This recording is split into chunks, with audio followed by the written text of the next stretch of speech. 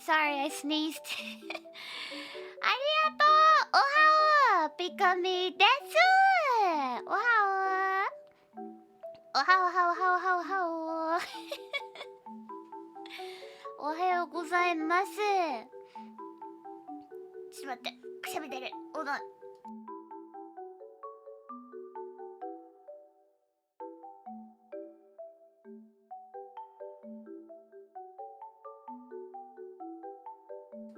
あー、おはよう。おはお、ピカミです。Thank you so much for coming today. It's been a while だね。ねえ、It's been a while. ねえ、Thank you so much for coming だよ。ありがとう。Thank you. うん。ウェルカム。Thank Thank you so much for the gift sub. ありがとう。くしゃみめっちゃ出る。Oh, I'm sneezing a lot. Hold on. もうやだ。Hold on.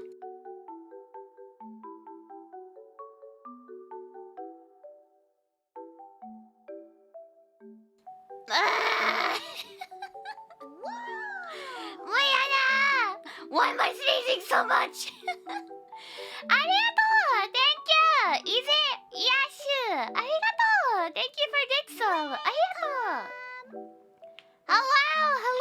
Thank you so much for coming! Thank you so much for waiting while I'm gone. I hope you guys had a wonderful 2 weeks, Tayo. How was your 2 weeks? I have been doing the packing and stuff for my Isekai Pikamee merch, but now it's finally over, so I'm finally back. I'm so glad to be back. I don't want to see any single package anymore. Arigato. Thank you. I missed you. Oh, thank you. I don't miss you. I don't. Nope. I was fine. I am fine with you guys. Thank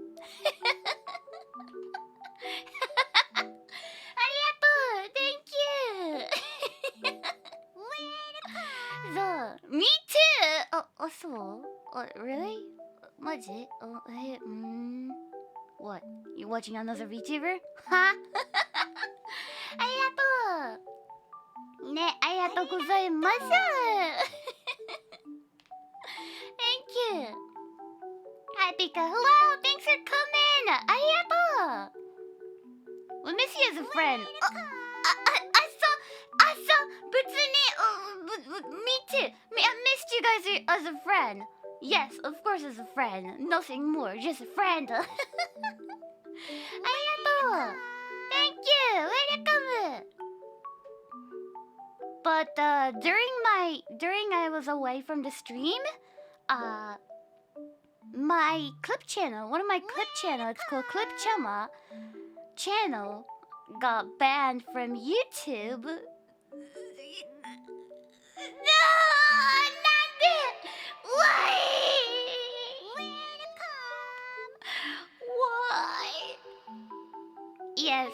So yeah. And you know what? He also got banned because of the sexual content. What the fuck? Am I too sexy or something? Nah, he got banned because of the sexual content or something. What the fuck? Nandea? Maybe I'm too sexy. I don't know. Maybe I'm too sexy for YouTube-kun. Probably. Nah.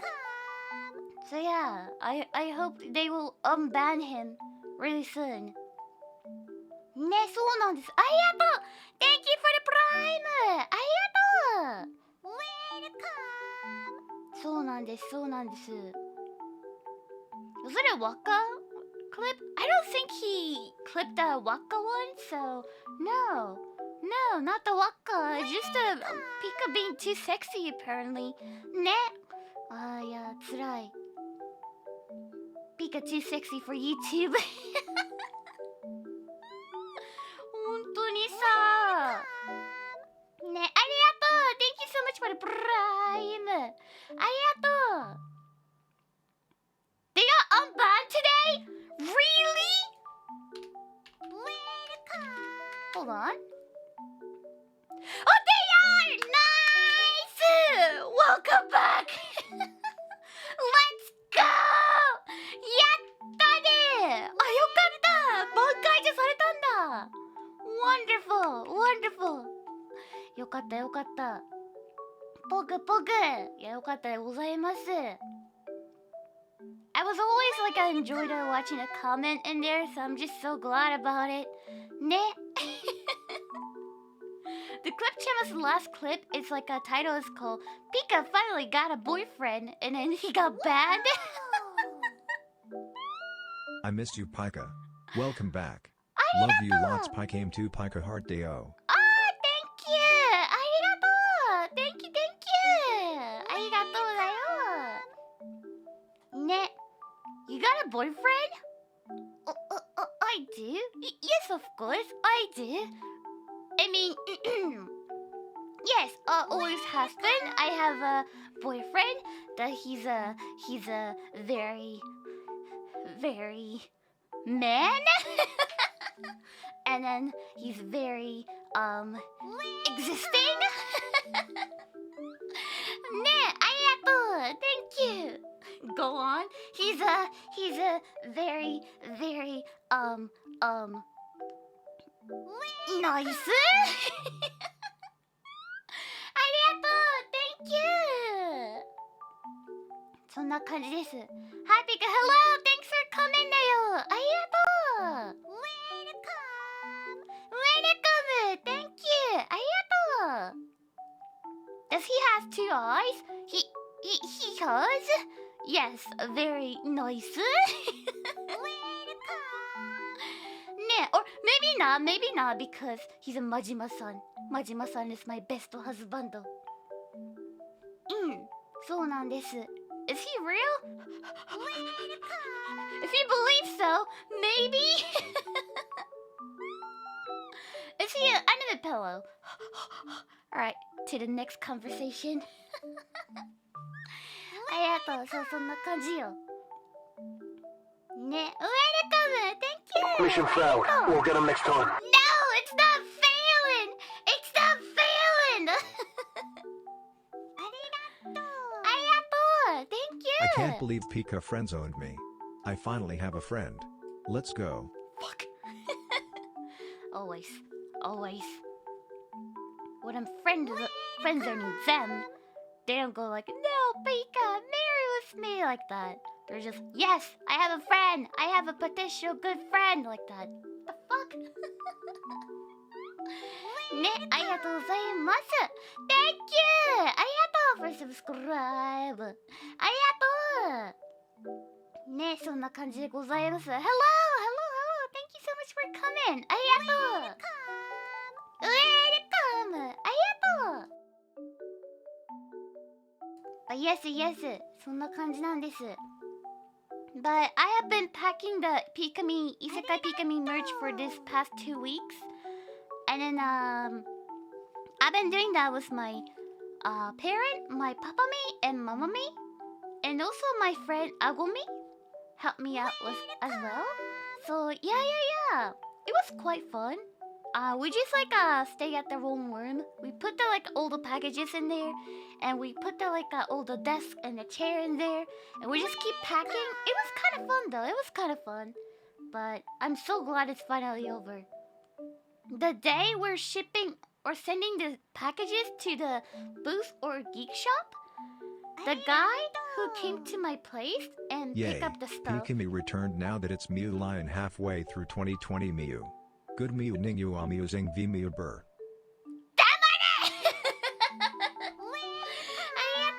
But yeah, the delivery guy, when he come to my place and look at how many package he has to carry to his truck, and he was like, all of it? Alright. I feel bad. I feel really bad though. So なんです. It was a really hot day summer, so he was like, all of it? Alright. ありがとう Thank you! I don't get paid enough for this. but I gave him the bottle of the tea, so I hope that will work for him. 痛いんですけど、ボンク Thank you! ありがとう You must be like, fucking YouTubers. I don't get paid enough for this shit.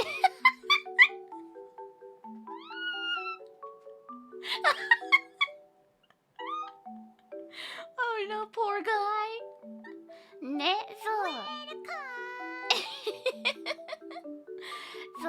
う。How's Papame's back? Oh yeah, because Papame helped me a lot, he hurt his back. Sorry, Papame, about that, but yeah, he's doing okay right now. He went to the work today, and I hope he's okay. So, is he okay? I think he's better now, a lot better than before. So, ありがとう Thank you so much for the subscribe! ありがとうね、そんな感じ、そんな感じ。I hope he feels better now. ね、そう、but he couldn't move at all. But now he went to the work today, so I think he's a lot better than before. そうそうそう、ね。ありがとうございますと。ウェルカム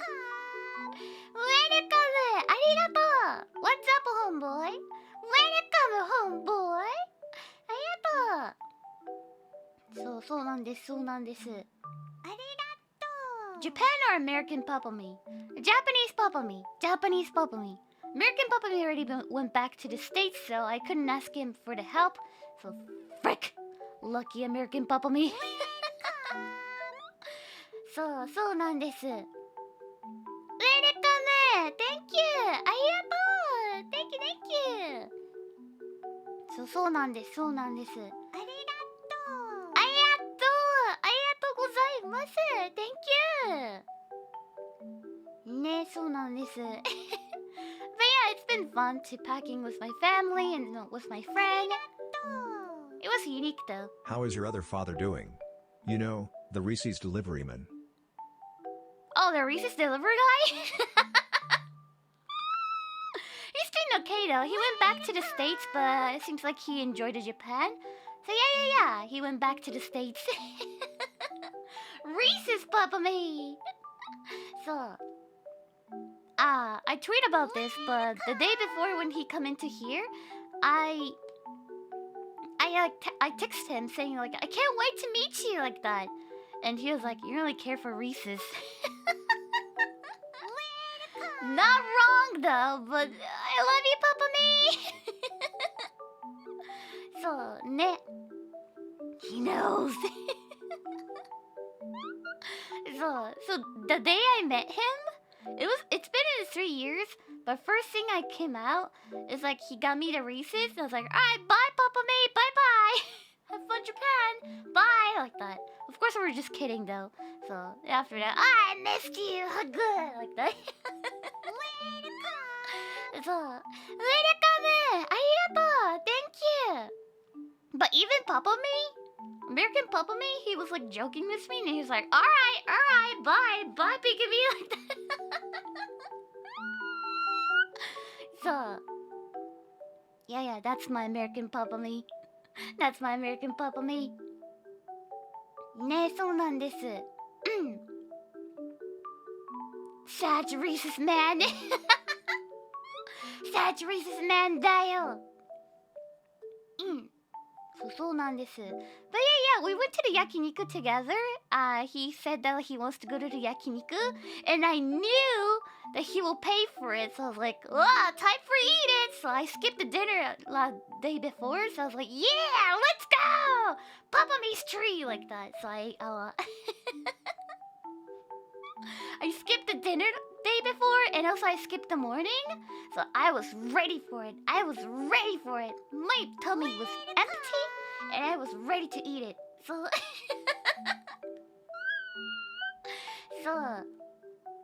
そうなんです。And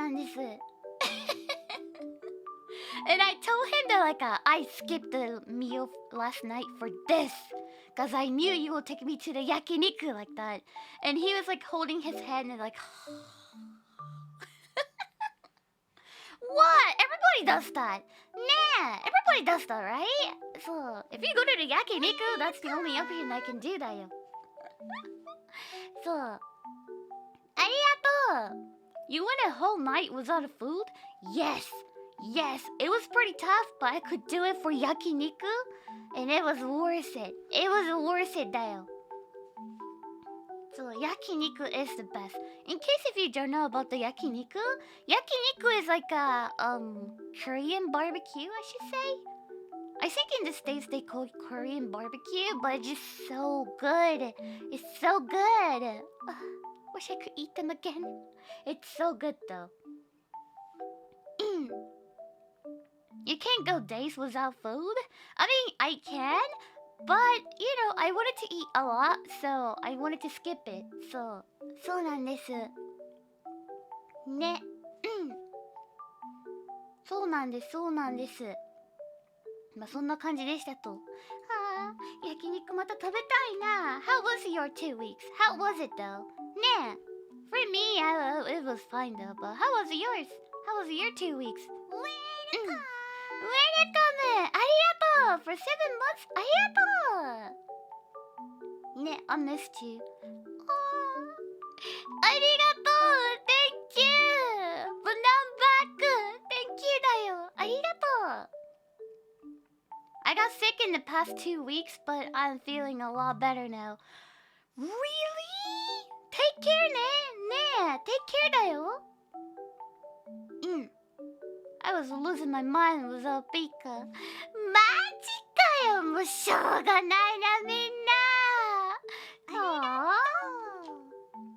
りがとう Thank you ありがとうアフィナ Thanks for the gift sub だよありがとう Thank you Welcome to Pika Pika Air Force Thanks for subscribe Got the funny COVID but now I have to watch the stream and play games Really? マジかMy neighbor got a COVID as well. My neighbor got a COVID as well. On the other day, I saw the neighbor at the hallway, and then the neighbor saw me like that. That person was not excited to see me like that. So I saw she hated me for some reason. Am I too loud? Am I making trouble like that? So I was kind of considering about it, what happened?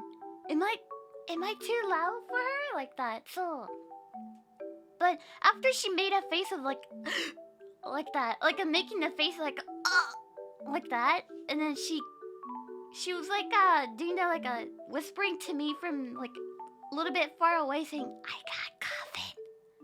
I'm sorry. Make sure you wash your hand and spray yourself after you get in there," like that. And I was like, okay, bye bye. Take care, like that.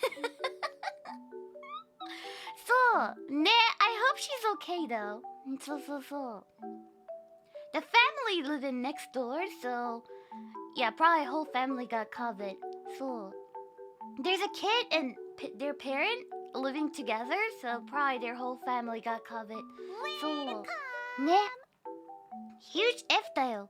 そう。ありがとう Thank you for 3 months! ありがとうね、そう。Spray your entire body with a disinfectant TSSSSSSSS ね、I was spraying だよ。ね。Well, thankfully I didn't get it, so hopefully I'm okay. ありがとう Thank you ありがとう Thank you for the bribe ありがとうね、そんな感じでございました。But yeah, that was my 2 weeks だよ。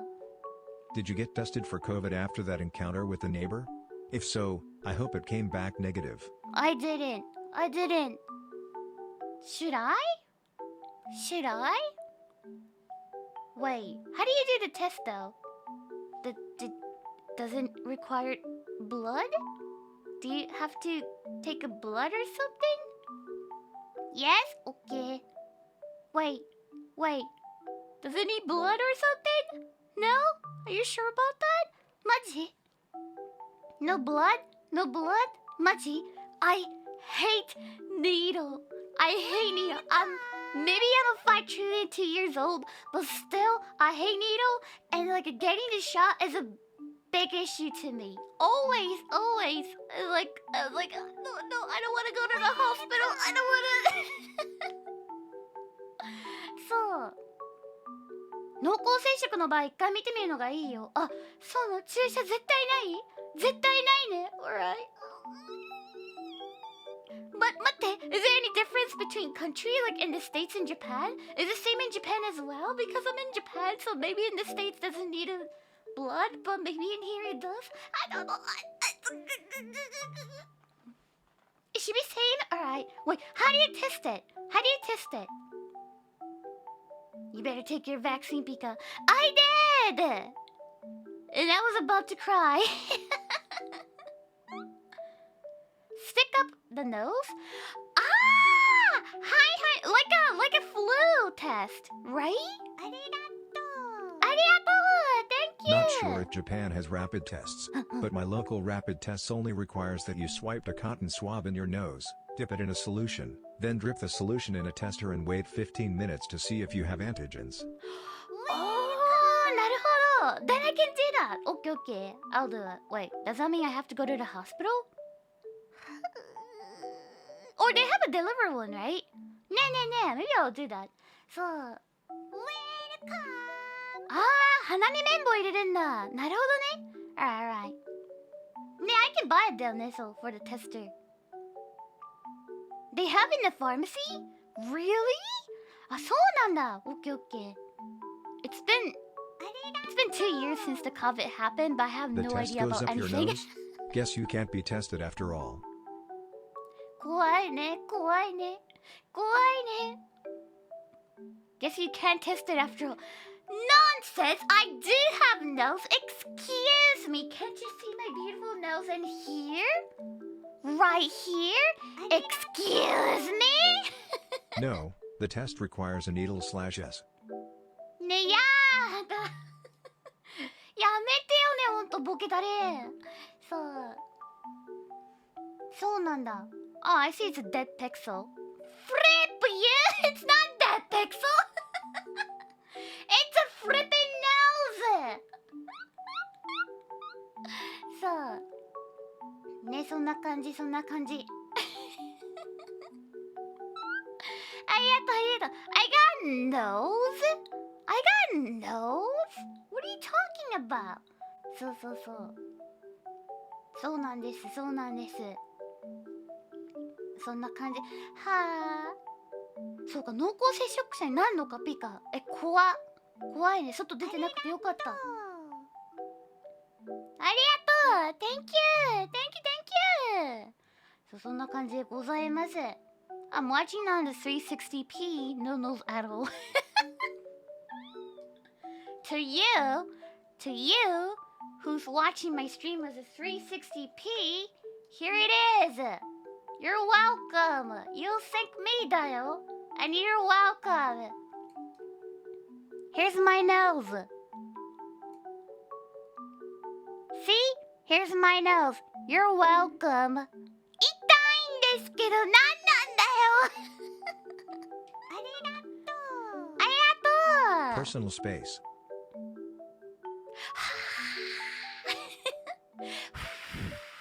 Right. そう、そんな感じでございます。ありがとう。 Hold on, Pika. There's a speck of dirt on my monitor.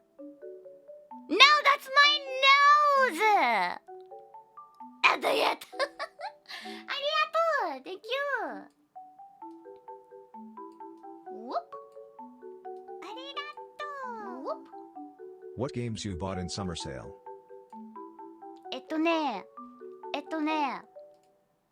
I bought... What did I buy? I bought... From the Steam, right? I bought... Oh, I bought the Evil Within! I made a thumbnail, but I realized I didn't have an actual game, so I got the actual game, the Evil Within! I got that one, so... Nah, so yeah, we can play that. And also I got... What is it? Oh, Subnautica! So, I got Subnautica! Yes. So I got that one. And also I got Days Gone. So I got Days Gone. So I'm very excited to play it though. What kind of game is it for the Days Gone? Is it like an open world or something? It looks fun, so I bought it, but I don't know what kind of game is that. Days Gone.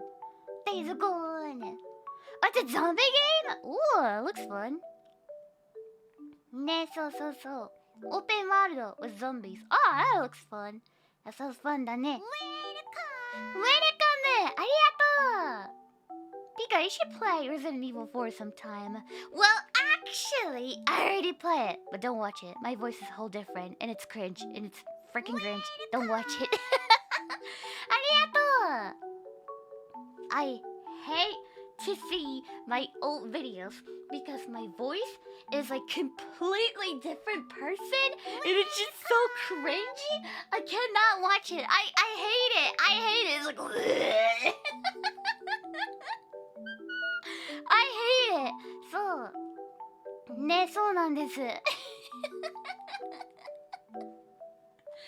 No, it's good. No, it's not. No, it's not. Don't watch it. It's cringiest video you ever seen it. I don't like it. Maybe I'm cringe right now You too, but somehow it's de-aged your cringy. voice over the course of 2 years.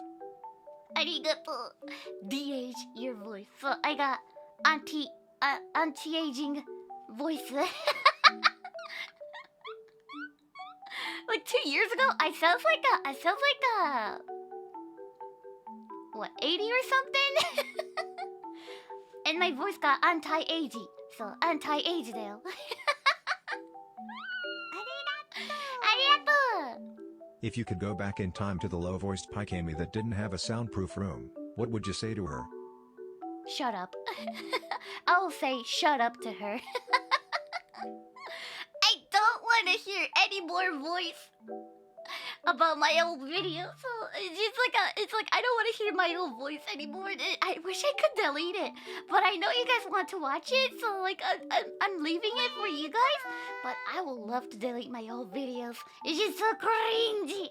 So when I see someone like clipping from my old videos, and I'll go yeah, like that. So ね、そうなんです。ね、そうなんです。ありがとう、ありがとう。Do you still use the other models? I do though. I do though. Yesterday I did. So, and day before I did. So yes, I do. I do. So yeah, if you watch YouTube as well, I use the other model as well. So yes, I do. ね、そう、curry stream. Curry? Clarity. そう、ありがとう。ね、clip old Pika. No. Please, don't. ありがとう。 Time to get back into clipping just to clip all of the classic Pikamee clips, since someone else already clips what you do now and you're in smug. No.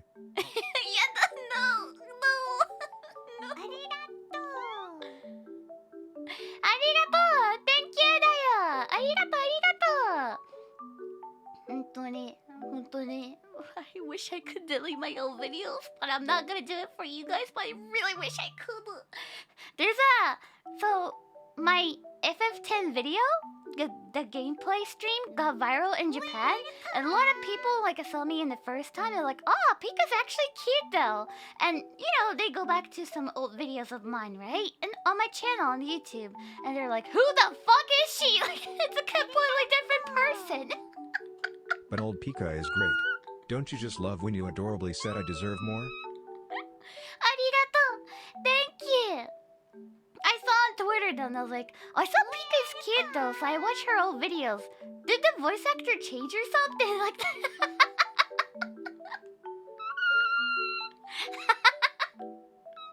ね、そう。そんな感じです。Voice actor, oof. Did her voice actor change or something like that? Maybe. So. If you delete the Henry Stickmin videos, then we will rage. /s. Arigato. Yeah, that's my most viewed video on the YouTube, so I'm not gonna delete it. I'll promise you guys, I'm not gonna delete it, but I want to. Arigato. Ne, thank you, ございまっちょ。Ne, arigato. Have you watched Top Gun Maverick? It's really great. Oh, I heard about Top Gun, but actually, I never watched it before. Is it movie, right? Is it movie? Movie だよね、そう。Never watched it before, but I heard it's good though. Oh, it's a movie? へえ、そうなんだ。いいね。That looks fun. そう。2 movies now. Oh, really? そうなんだ。ナイスだね。そうなんです、そうなんです。Be right back. Watching your first video. Yeah! Come back! There's You shirtless stop hot right guys there! playing volleyball in it. あー、バーボーなんだ。ありがとう Thank you! Hot guy playing volleyball. But you, stop right there. Do not watch Pika's old video. It's cringe. You don't want to see it. It's not fun. You're gonna waste your time. Don't do it. ありがとうね、そうなの。ありがとうございます。ありがとう But what if we're looking for cringe? Watch my current video. Still cringe. ありがとう Thank you! 先ほど昔の動画見てきました。本当にご本人様ですか？別人でしょ。もう完璧別人よ。ありがとう Thank you! ね、そうなんです。ありがとう。そうなんです、そうなんです。これが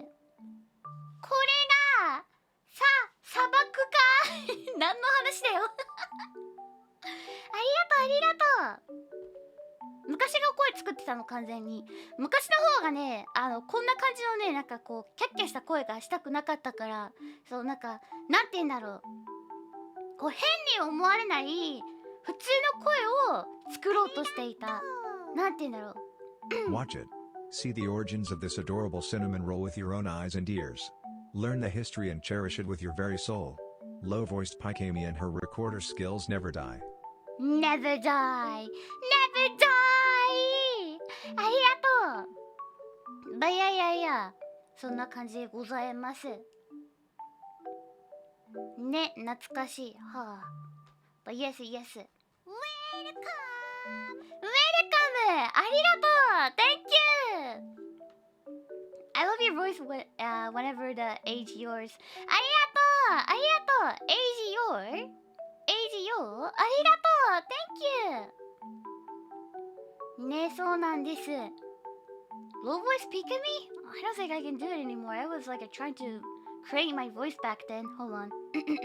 Pikamee です。おはお。No, it Well, wasn't that low. I'm glad to see all the great and funny people here again. ありがとう。 Oh, and Pika is here too. I'm sorry.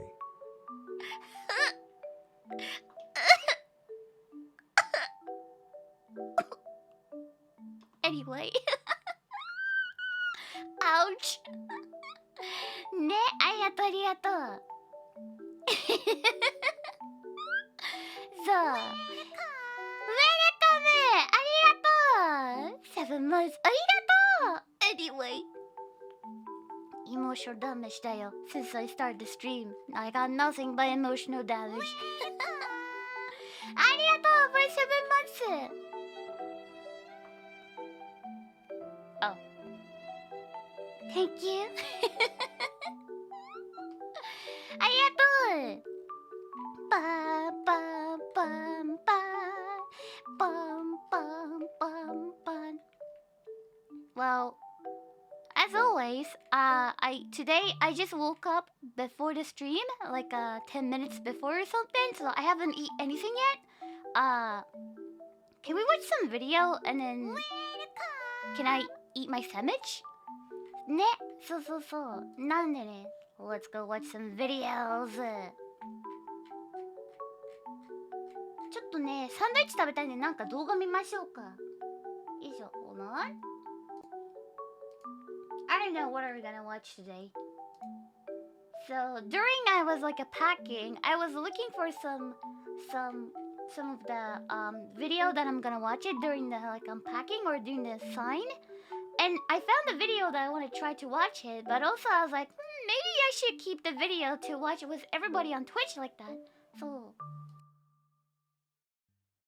yeah, we're gonna watch that one. Hold on. Bum bum ba ba bum bum bum dun dun da da dun dun dun. Ba da ba ba ba da ba ba ba. よいしょ。でこうしてと。Wait, I'm small. こんぐらいでいいかな。Maybe this big? マイクも置いときましてと。There you go. でですね、どうだ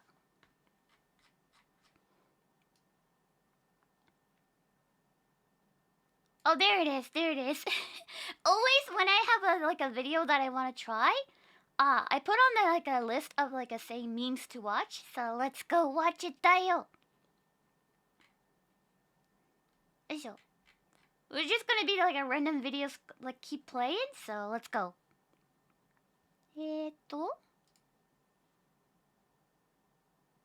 I think mostly the video is about space. I love to watch the video about the space, the universe. So it's going to be that one. こうしてと。Alright, let's watch the video. It's called What If You Drilled a Hole Through Earth? Education time! 行きましょう。こうしてと。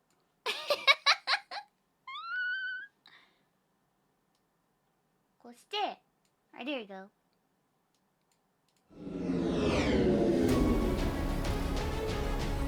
Is the volume 大丈夫？ボリューム大丈 You know 夫 what そう？ might be the best way to travel to the other side of the world? あ、 By drilling your way right through the planet. This would be the journey of a lifetime. If you don't mind riding through molten rock and brushing pressure, what would you see along the way? How long would this journey through Earth take?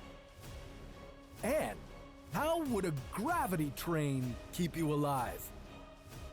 The heat is on and you're under all sorts of pressure. This is What If. And here's what would happen if you drilled a hole through Earth. Imagine going from Argentina to China in less than an hour. All you need is a hole straight through the Earth.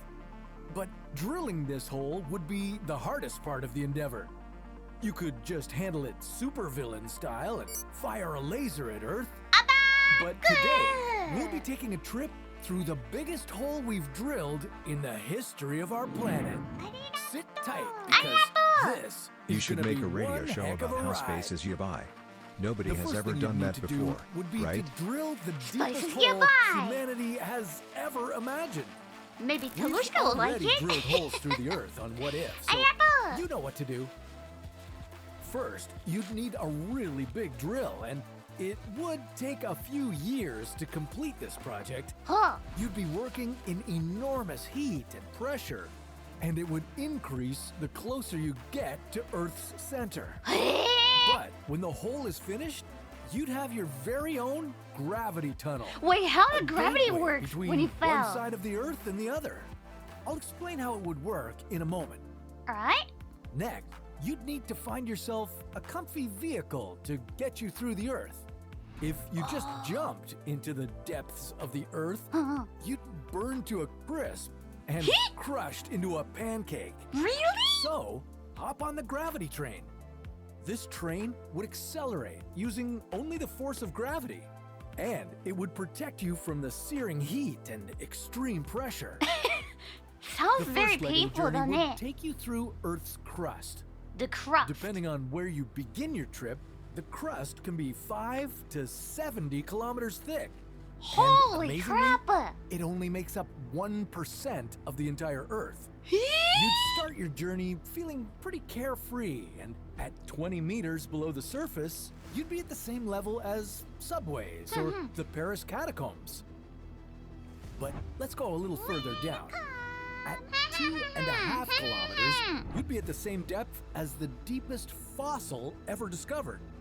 And once you get to 3.6 kilometers, you'd be able to see the devil worm. What It's is that? the deepest Ew. living animal ever found.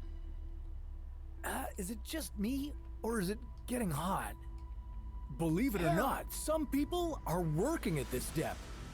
The Mponeng gold mine in South Africa is so far down that the heat is an issue. And believe me, you wouldn't enjoy the 60 degrees Celsius temperature down here. Then, gravity would take you And further here, down. at the bottom of At the ocean, 8.8 you will find the roots kilometers that below the Japan is Earth's attached to surface, while it You'd have floats. traveled further than the height of Mount Everest. And at 11 kilometers underground, you'd be deeper than the Mariana Trench. At 12.26 kilometers, you would reach the same depth as the Kola Super Deep Borehole. It's the deepest hole we've ever dug. And now, you'd really feel the intense pressure on your body. At this depth, air pressure is 4,000 times the pressure at sea level. Wait, what? There's an air pressure? Really? Oh, because it's deeper? Oh! As you approach the end of the first part of this epic journey, you might get to see a plethora of gems. I'm talking about rubies, sapphires, and emeralds. They could be valuable souvenirs if you make it through to the other side of the Earth. And at 40 kilometers down, part one of your voyage would be behind you, or above you, depending on how you see it. Let's go onward to the second layer of Earth, the mantle. Mandore! Most people think it has a lava-like texture, but at this shallow depth, relatively speaking, it's rock solid. It's rock Only when solid? you're deeper will it start becoming molten. This would be the longest part of your journey. That's because the mantle makes up an impressive 84% of Earth's volume. What? The mantle is about 2,900 kilometers thick. You Really? wouldn't see much inside it, except Wow. for one dazzling exception. At this depth, the enormous pressure and heat forms diamonds. They make their way to the Earth's surface through volcanic activity, and that's where we humans find them. But you are lucky and find them at their birthplace. Don't be shy, grab a few. As you arrive about 410 kilometers below the surface, things would start to get weird. The mantle's rock would be molten hot, but instead of it staying in its melted state, the mantle would turn hard. That's because of the extreme pressure. Moving on to the bottom of the mantle, a mere 1,000 kilometers down, you would experience the force of mantle blobs.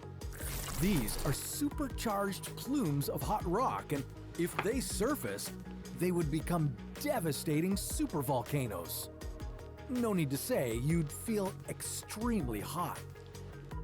You'd be almost halfway through the Earth, and that must mean you're approaching the outer core. Outer core. At depths of 3,000 kilometers, the outer core is made of iron and nickel. And boy, would it be hot. The temperatures around you would range from 4,500 to 5,500 degrees Celsius.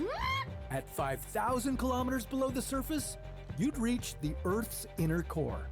This giant solid iron sphere has a mind-boggling temperature of 5,200 degrees Celsius.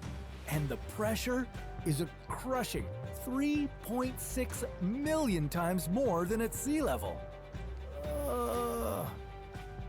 Let's hope your gravity train would be up to the challenge at these extreme temperatures and pressures. Holy I crap, didn't read the wow. manual, but I'm sure you'll be just fine.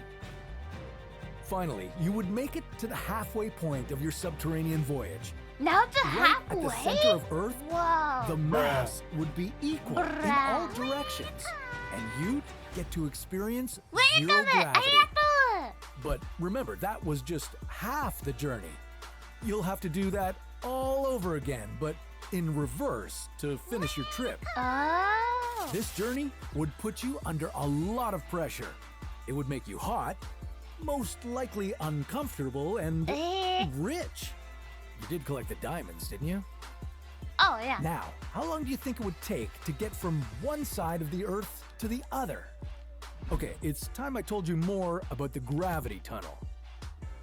This is a theoretical passageway through the Earth, or simply a hole through the Earth, as I like to call it. If it's created correctly, you could get from one side of the Earth to the other in about 42 minutes using Really? a gravity train. That But fast? as I mentioned before, Mochi? traveling through the Earth would be the easy part. It's the drilling that would be hard. So that means If I we can go could to engineer- Brazil in 42 minutes if they have a pass from Japan? Whoa! That saves a lot of time! Yeah! Such a feat, it would revolutionize travel. And you'd have one short but epic journey.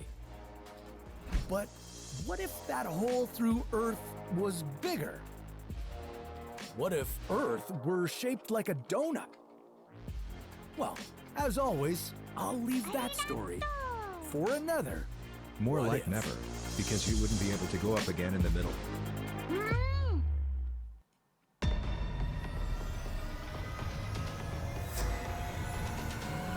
For billions of years, the sun's gravitational pull has kept Earth's orbit on a steady and reliable path. But this rogue star has other plans for our planet.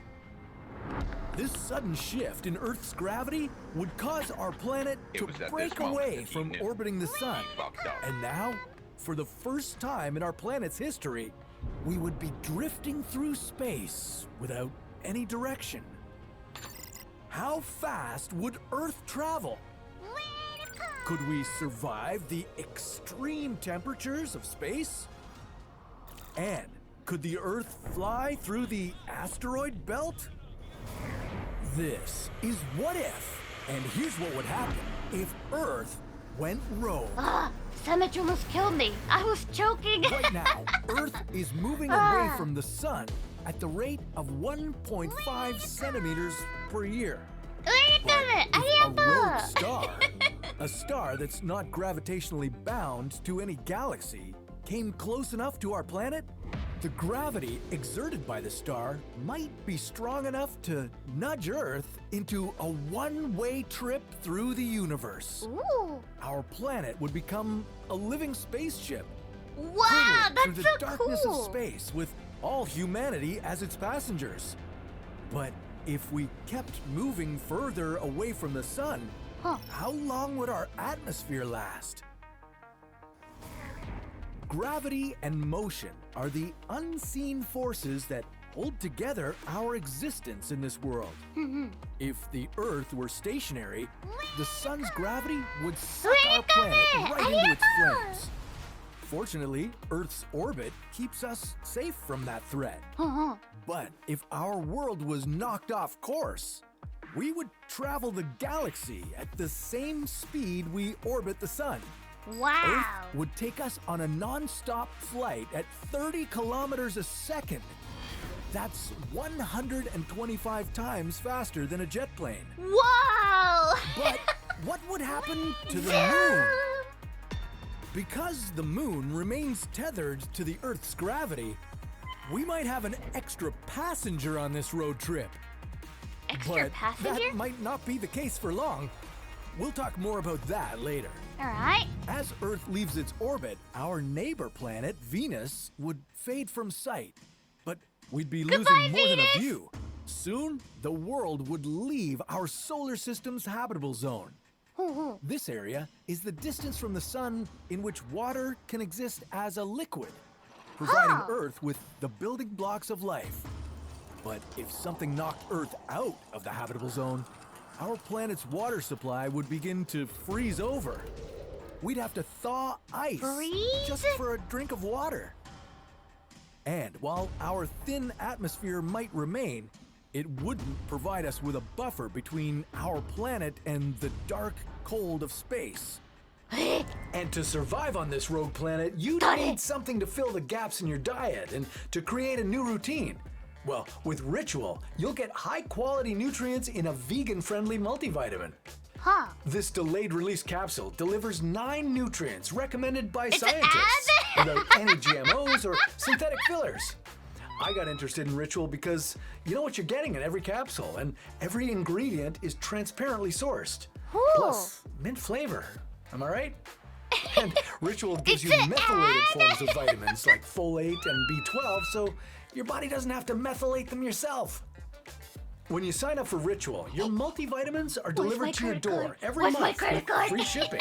If you don't love Ritual, Cancel within your first month and they'll refund your first order. Get key nutrients without the BS. Thank you! Ritual is offering What If viewers 10% off for their first 3 months. Visit ritual.com/science to start your ritual today. After all, this planet has a long journey ahead, and you're going to need all the nutrition you can get to prepare for the deep freeze coming up. After 3 months on its new heading, Earth would fly by our sister planet, Mars. We would be getting only 44% of the sunlight we once had. Unable to perform photosynthesis, the conversion of light to energy, the plant life on Earth's surface would die out. If you want to jump ship and colonize Mars, this would be your last chance. You'll never see Mars again. But can we live on the 1 month Mars? after leaving Mars behind us, we would arrive at our first major obstacle, the asteroid belt. Located between Jupiter and Mars, this collection of small, rocky, metallic bodies are leftovers from the creation of the solar system 4.6 billion years ago. Wow! The almost 2 But I'm still million older. asteroids I'm floating in 5'2" this belt range 5'2" in size billion, from a right? pebble to 1 kilometer across. And if an asteroid pounded our planet, that could be the end of life as we know it. In 2013, a space rock from this belt, measuring 17 meters in diameter, exploded above Russia. It injured over 1,000 people Oh, I and saw the video damaged of this thousands one. of buildings. The energy the explosion released was yeah, almost I saw this 40 video. times more destructive than the nuclear bomb dropped on Hiroshima. Fortunately, the distance between asteroids is about 1 million kilometers, so if we pass by one asteroid, we may not see another for a while. This tense journey from one end of the asteroid belt to the other would last 2 months. 2 months? And if Earth made it through the belt intact, we would be greeted by the first gas giant in our galaxy, Jupiter. Jupiter! As we pass by, the gravity exerted by this gas giant might be strong enough to steal our moon. What? They're The gonna one steal our moon moon? that's protected our home for billions of years might become Jupiter's 80th companion. We would see the Great Red Spot, a storm twice the size of Earth that's been raging for hundreds of years. But don't stay outside too long admiring this view. Our planet could reach the same temperature as the top of Jupiter's clouds. Wow! A staggering minus 145 degrees Celsius. That's because we would only receive 3.6% of the sunlight we had in our natural orbit. While most of freezing, life on though. Earth might be extinct at this point, underneath the sheet of ice that was once our oceans, something might be stirring. After all, Europa, one of Jupiter's moons, is believed to have twice as much water as Earth does. And Really? it's all below the icy surface. They have Microbes ice? living near hydrothermal vents on the ocean floor might be the last living life forms on our planet, thriving from the chemical energy released from the Earth's core. These microscopic organisms might be able to survive Earth's new They're and so strong. extreme What? temperatures. They can still survive?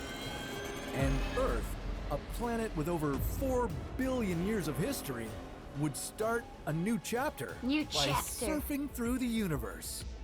But one thing is clear. If our planet were to stop orbiting the sun, the view might be spectacular, but you wouldn't be around long to enjoy it. Of course, things could have been worse, like what if a black neutron star entered our solar system? I have it. Oh, also, I found the video that they filmed in the spaceship, so let's watch that one. Let's talk about space food. In the early days of space exploration, food was mostly squeezed out of tubes and brought up in dehydrated packets. But today, we can have quite a variety of food. There's all sorts of things that we normally consume on Earth that we have here Wow, in it's space. It just needs some floating! minor adaptations. Wow! In the case of sandwiches, we had to substitute for bread. So we decided to use tortillas. But why?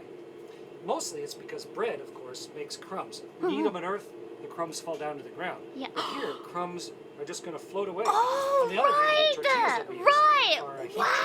treated and specially So no packaged bread? in an oxygen-free In environment space? to prevent mold from growing. They're packed in packages like this. And thanks to that It's process, so thin. a tortilla like this can be good for 18 months. 18 months? So what we're going to do, Wow! we're going to open up our tortilla. We're going to get our peanut butter, squirt it onto the tortilla. You guys have a peanut Get our butter? honey, squirt it Wow. on there, and we will have peanut butter honey sandwich in space. Oh, Open so up they the use tortilla, tortilla instead of and bread. voila. A weightless tortilla. Wow, Okay, one it's tortilla. floating! Got Oh, away. it's so weird. Take my peanut butter, open it up. Can't rip it. Fortunately, we have space scissors. They're attached via tether so they don't go floating off. Take the scissors, cut open the peanut butter pouch. Peanut butter's open, squeeze it onto the tortilla, carefully. And now a little honey. Hey, I noticed something cool about the honey. Instead of the bubble sitting up at the top, because there's no gravity to make it float up, Yeah? the bubble is floating in the middle. おもろ、何これ、やば。 Okay, all closed up.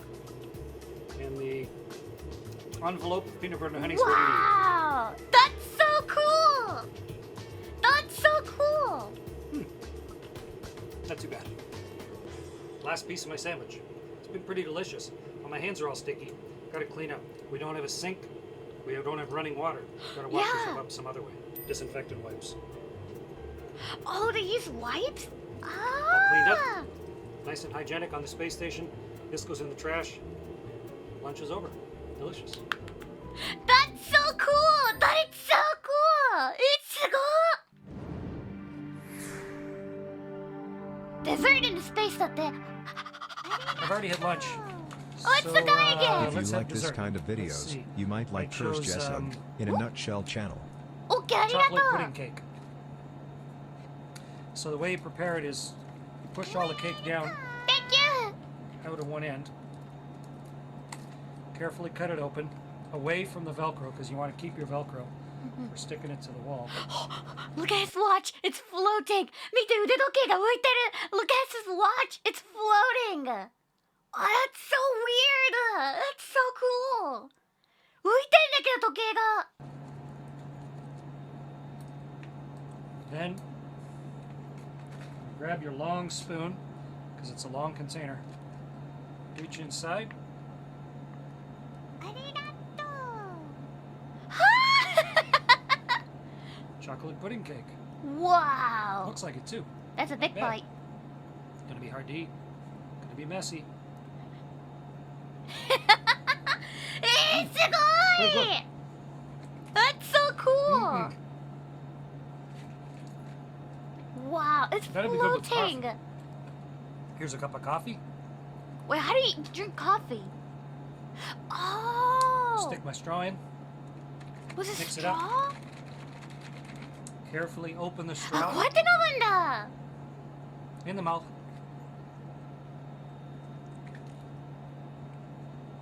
Wow! Hot. With You coffee. see that one bubble of the coffee came out from here and just flew away? That's so cool! That is so cool! Yeah, even if you put it in the cup, it float away. Oh, that's so cool! すげえ Chocolate cake and coffee. Food's not so bad. へえこんな感じなんだ That is so cool Yay! Another one! Let's talk about space Woohoo! food. Vegetables are important for your health, and so today I've chosen dried spinach. Is that spinach? That's spinach? That's a spinach?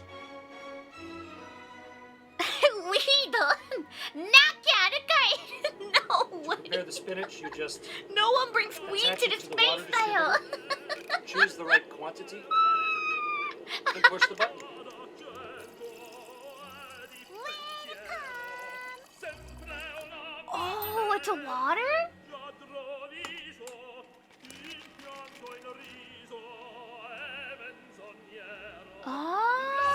It's like magic.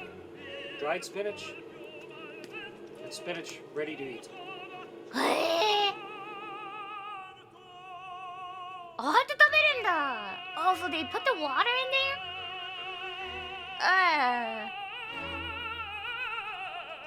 Doesn't look delicious. 美味しそうじゃないね、ちょっと。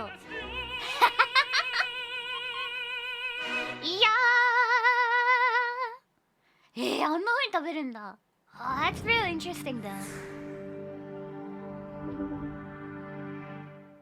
The question is, if you get a cloth dripping wet without gravity and you wring it out, what's going to happen? What will happen to a wrung out cloth? So, and had to use equipment that was here on board the space station. We may have the coolest washcloths ever here on the space station. I'm going to show you. Here's one of our washcloths. NASA. And it's compacted. It's put down into this little tiny hockey puck so that it saves space. But when you open up a hockey puck and you pull out your washcloth, this is the one I'm going to use for the experiment today. And so when you open up your hockey puck and turn it into a washcloth, It's so cool. Even he's not holding the mic, it's floating, so he doesn't need to hold it. That's so cool. it was compressed in a great big vise somewhere. Okay, so here's my washcloth, like a magic trick. And now I'm going to get this soaking wet, and then we're going to see what'll happen when we wring it out. All right. Meredith and Kendra suggested that I dip this in a bag, but bags don't Everything hold is, water like, in space, floating so away. instead I filled a water bag. This has drinking water in it, Drinking water. and I'm going to squirt a bunch of water into this washcloth. はあすごい Wow. It's like a bubble.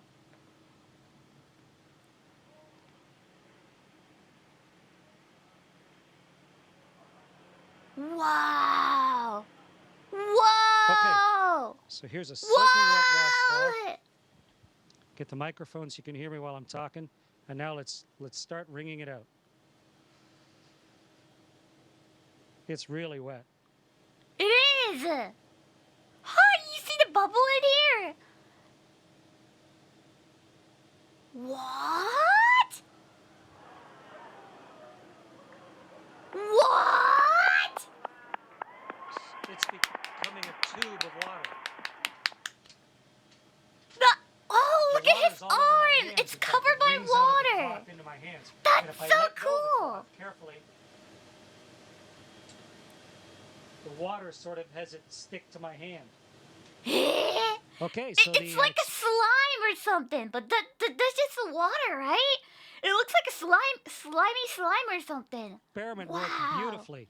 And the answer to the question is the water squeezes out of the cloth, and then because of the surface tension of the water, it actually runs along the surface of the cloth and then up into my hand, almost like you had Jello on your hands or gel Yeah, on your it looks hand, like it. and it'll just stay there.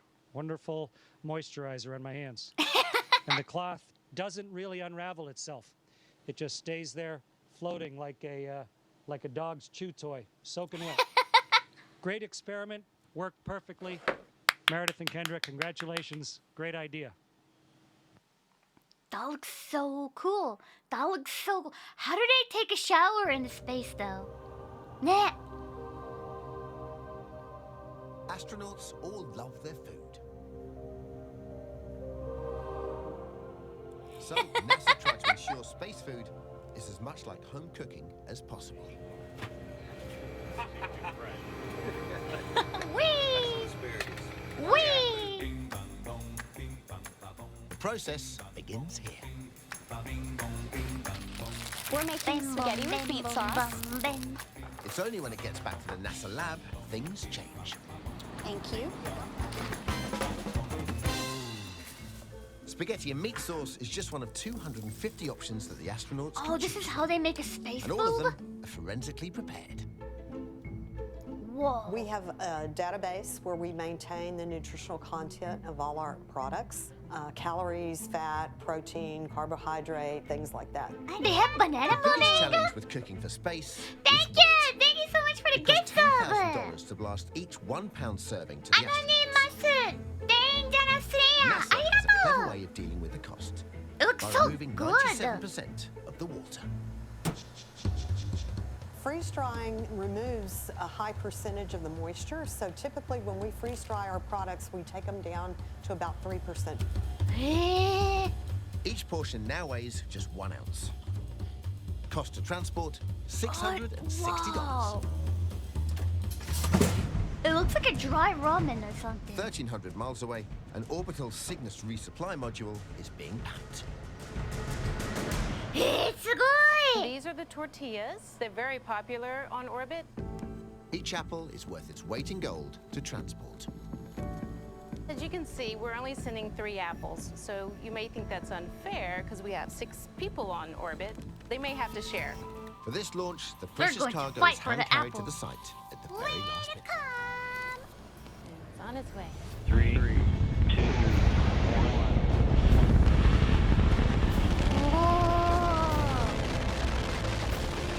Less than a kilometer away from us now. 2 days later, and the groceries are arriving. Oh, how did they catch it?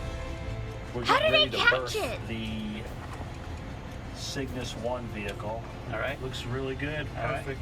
Perfect. All right. Bonus food. Including some surprise Was the treats arm? from their families. Wait, so when the supply ship's coming, they manually grab the arms, or like they control the like a huge arms on the ship, and they grab it with a robot arm? Really? That's so cool. へえ、そうなんだ。そうなんだ。Wait, what? That's how they catch it? That's insane. Is there any chance that they might fail, and the food is like going away from the earth and just like fly away? There it is. Really? Maybe alien found the apple. Man, maybe some alien could find a food from the earth and like, what is this? Oh, it's so delicious like that.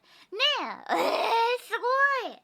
Wow. Look at that. Tortillas. Tortillas. Look That's at that. so cool. Real tortillas. Wow. Oh my goodness gracious. The greatest hot dog relish in the history of man. Oh my gosh, my wife didn't tell me about this. すごい。That is so cool. すごいね。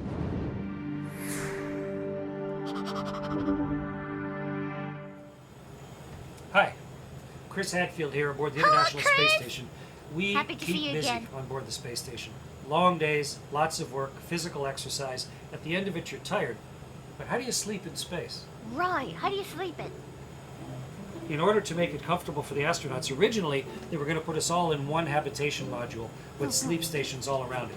But the way a station was eventually built, we have sleep stations inside Node 2, which is in the forward part of the station, Node and 2. inside the service module, which is in the aft. A total of 6 small bedrooms, sleep stations, or sleep pods. And inside each one is just a sleeping bag tied to the wall. You might think it's uncomfortable not having a mattress and a pillow, but without gravity, of course, you don't need anything to hold you up. You can just completely relax. And you don't even need a pillow. In space, you don't even have to hold your head up. So you can relax every muscle in your body, and your arms float up in front of you. Your head tips forward.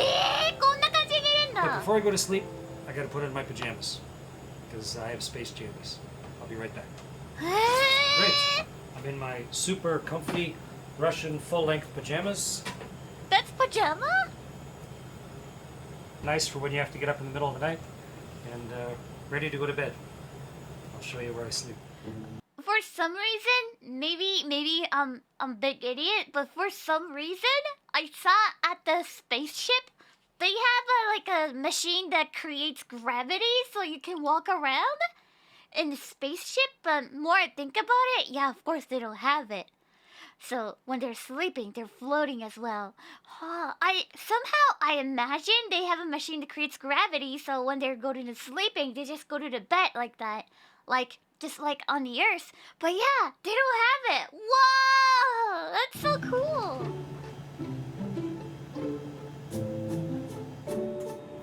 Suge!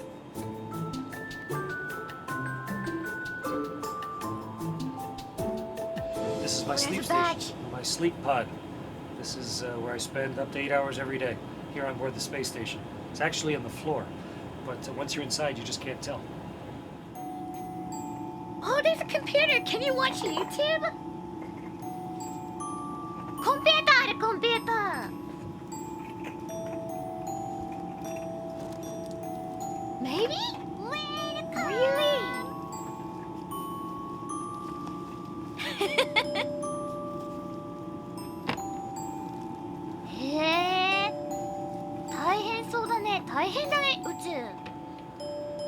Right, living in space is a lot of hard work. Nah, a lot of things are completely different from the Earth.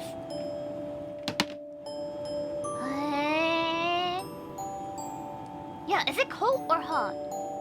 Is it not cold in there? すごいマジでかっこいい But you see, it's pretty small, so you have to have pretty good aim, and you be ready to make sure things get let go the right direction. Is that toilet? And it smells a little bit, so I'm closing it up. And that's, of course, for number 2. And this guy right here. Look at her hair! It's floating! So if I go to the space, I'll be like a Goku from Dragon Ball? ねえ見て髪の毛浮いてる Wow! Is for number 1. That's So for there's number sort of 1? 2 slightly separate functions, but you can do a little, essentially both by hanging on right here and doing number 1 and number 2. I might add it's color-coded, so you really don't get it mixed up, which is nice. This is yellows for number 1. Oh, got it! And also, there's a selection of paper. People always ask about toilet paper. What do you do with toilet paper? What kind of toilet paper do you have? We have gloves just because sometimes it does get messy. We have some Russian wipes, which are a little bit coarse if you like the coarse type of toilet paper. We have some nice tissues, which are nice and soft if you like soft toilet paper. We have Huggies, just for any cleanup. You know, we were all babies once, and this sort of helps. And then as things get really out of control, we have disinfectant wipes, just to make sure we clean up here. Because, you know, just like the water I showed you, the number 1 stuff can sort of go all over the place if you don't. Right, even you have these, like if you messed up, the pee everywhere, floating like a bubble. Or it could be happening for the number 2 as well, floating around here. Nah. Suge! So you have to like hold a towel and like shoo shoo shoo shoo shoo shoo. Correctly. And did I mention both of these have a little bit of suction, so they should keep things going in the right direction. But like I said, sometimes things get a little out of control if you are out of control yourself flying around. So we have lots of protective stuff. And of course, you do have your privacy. There's a little door, so other people know that you're in there. Oh.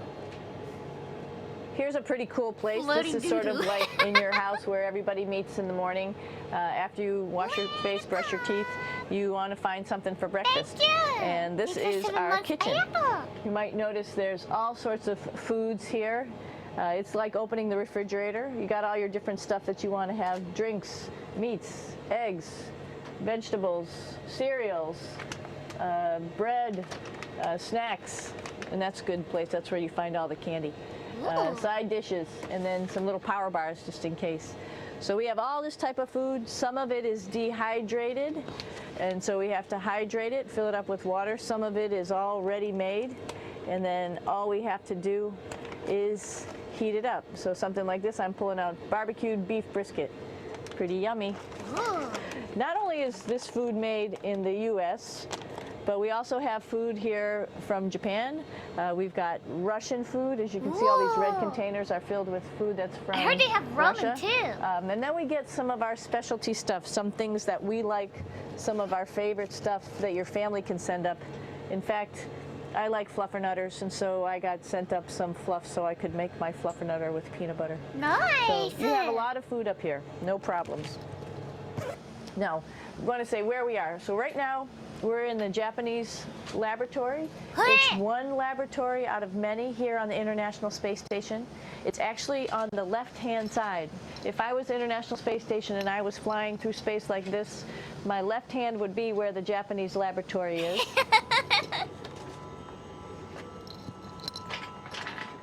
Wow. It's a JP side. So now again, we're on the right-hand side, all the way on the right of the International Space Station. This is Columbus, the European module. It has science experiments all over. You could see it looks a little bit crowded. And here we do a lot of our medical experiments. There's a lot of machines here. Wow. Here we are in the U.S. laboratory. Again, this is a laboratory with science experiments on all of the walls here. All sorts of stuff that we do. And one of the things we also do is we exercise. We have some exercise equipment on board the space station.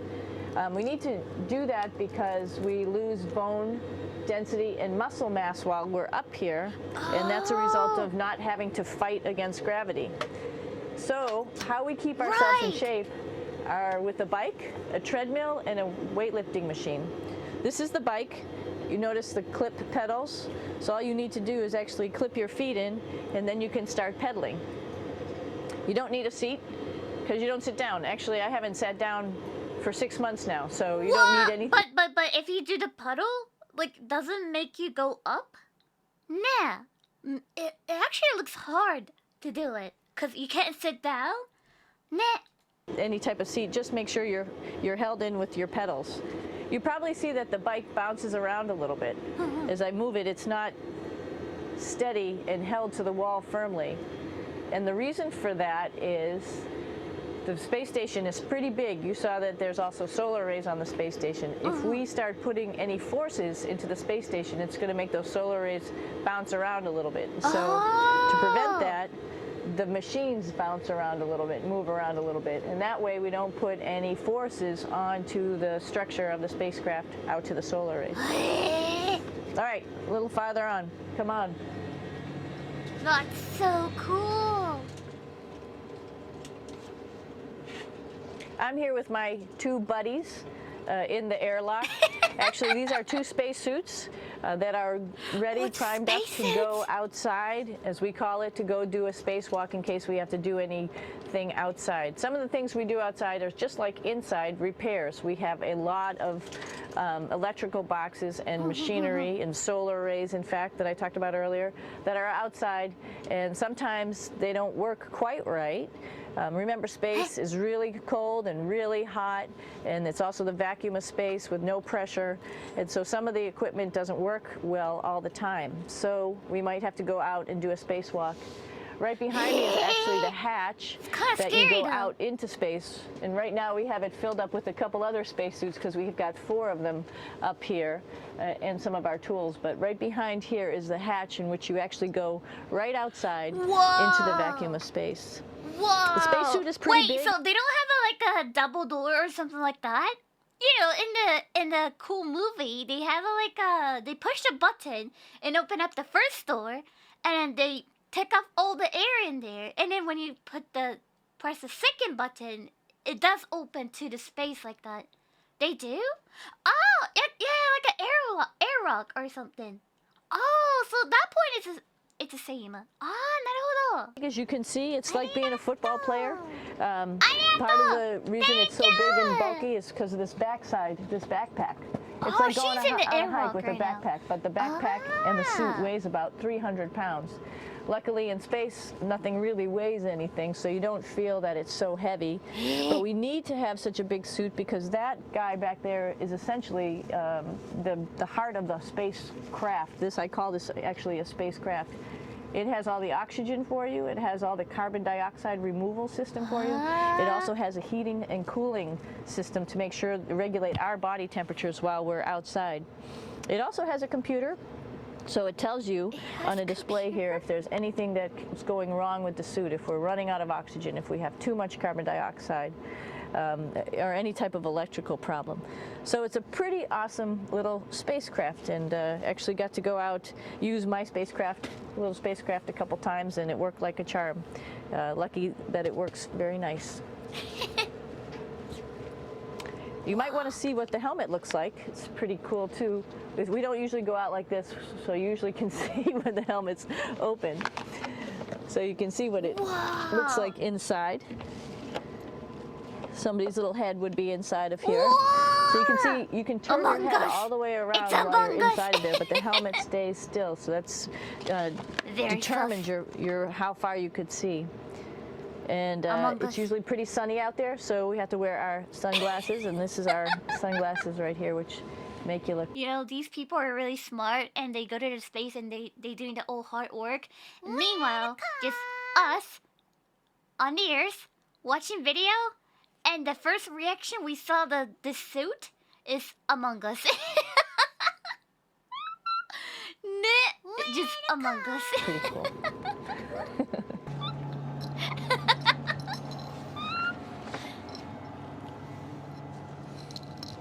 It's like a glass-bottom boat. This is the cupola. It sticks down below the space station. It's one of those places you find yourself hanging out in all the time because all you want to do is look back at our planet. I think some questions I had were about what do you do in your free time? And you can't help but want to just come to the cupola and look outside as much as you can.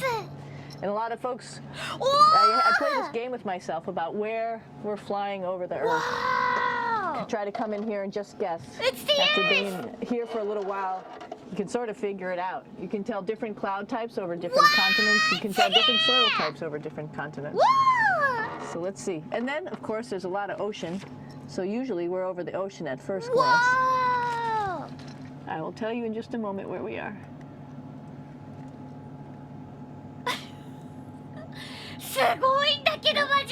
That's so cool. So right now we are right over Africa. It's a little bit cloudy, as you can tell. But we're right over the continent of Africa. Hey, we're in Africa. Hey, what's that? I think that's a Soyuz spacecraft. That's the spacecraft that's taken us home to planet Earth today. Oh my gosh. We might have to go take a look at that. Oh, they're going That's pretty cool. It's a little bit smaller than the rest of the spacecraft, the space station, so you'll see if we go there, it'll be a little bit more crammed. But we're going, you can look all the way back to the back of the spacecraft, which is where the Russian segment is, and then you could look all the way forward to the front of the spacecraft, NASA, where the Japanese laboratory, the European laboratory, and the American laboratory are, and then back to the solar arrays where we started this morning when we were looking out the Japanese window. Thanks for 7 months. Arigato.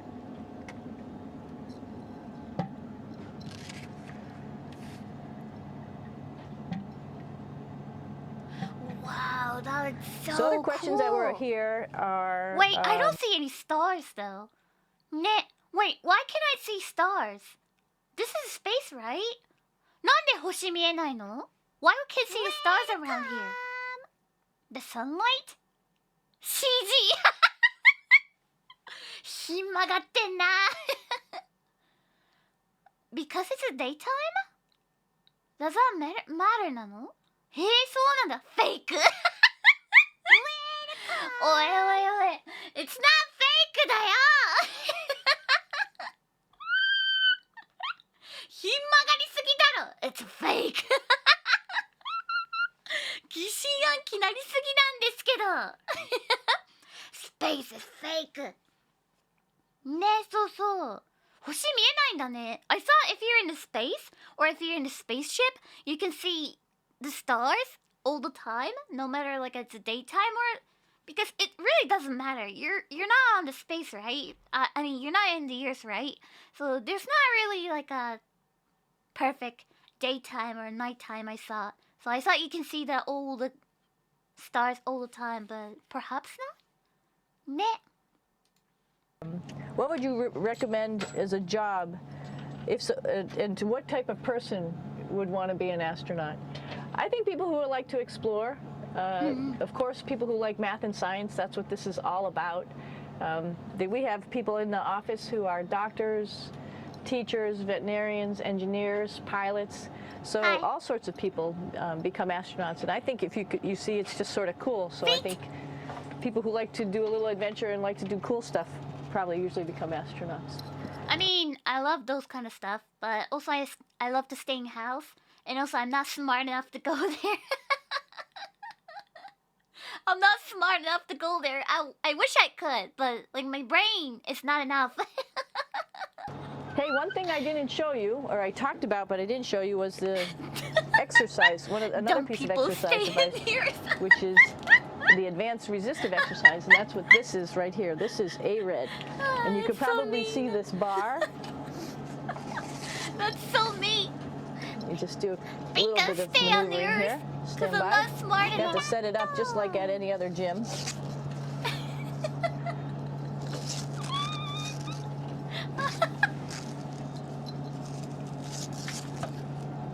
Hold on. Show you how this works.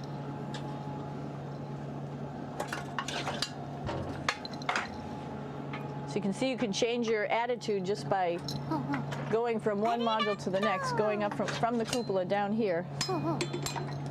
This is what we call the ARED. And with this, you can lift weights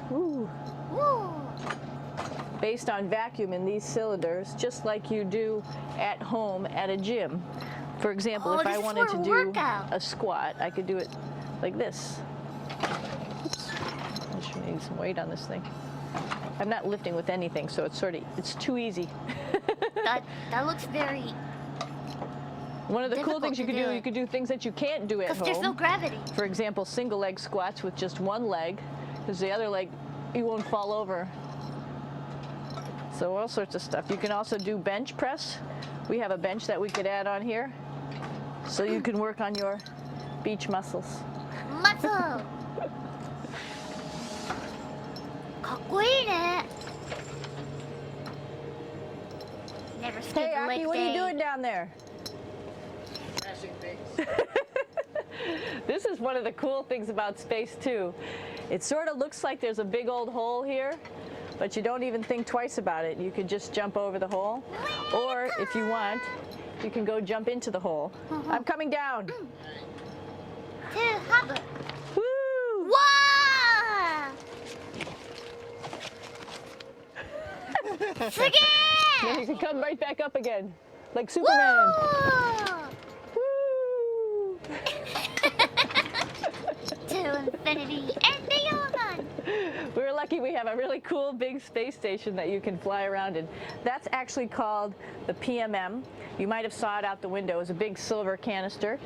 What's really great about that is it's essentially our closet in our pantry or whatever you want to call it. We have extra food down there. We have extra clothes. We actually throw the trash out down there. So it's nice and organized, and we have all of our stuff that we need while we're working in all these other modules all stowed in this location down here. And it's a lot of fun to play in. So we're going into the Russian segment. Be ready. You don't need a passport either. Let's go! Just floating around, it's so cool. It goes a lot farther back than this. We'll go take a trip and say hello to the boys down there in just a minute. But let's do that first, actually, and then we'll go down to the Soyuz at the very end. This is Yevgeny. Hi. Hi. Doing a little tour. Nice. This is the FGB, and what's cool about this module, it is actually the very first piece of the space station that came up in 1998. The space station has been around for about now, manned for 12 years, but it's been up in space for about 14 years. Wow. And this was the very first. It is like the Russians' PMM. It has a lot of storage, as you can see.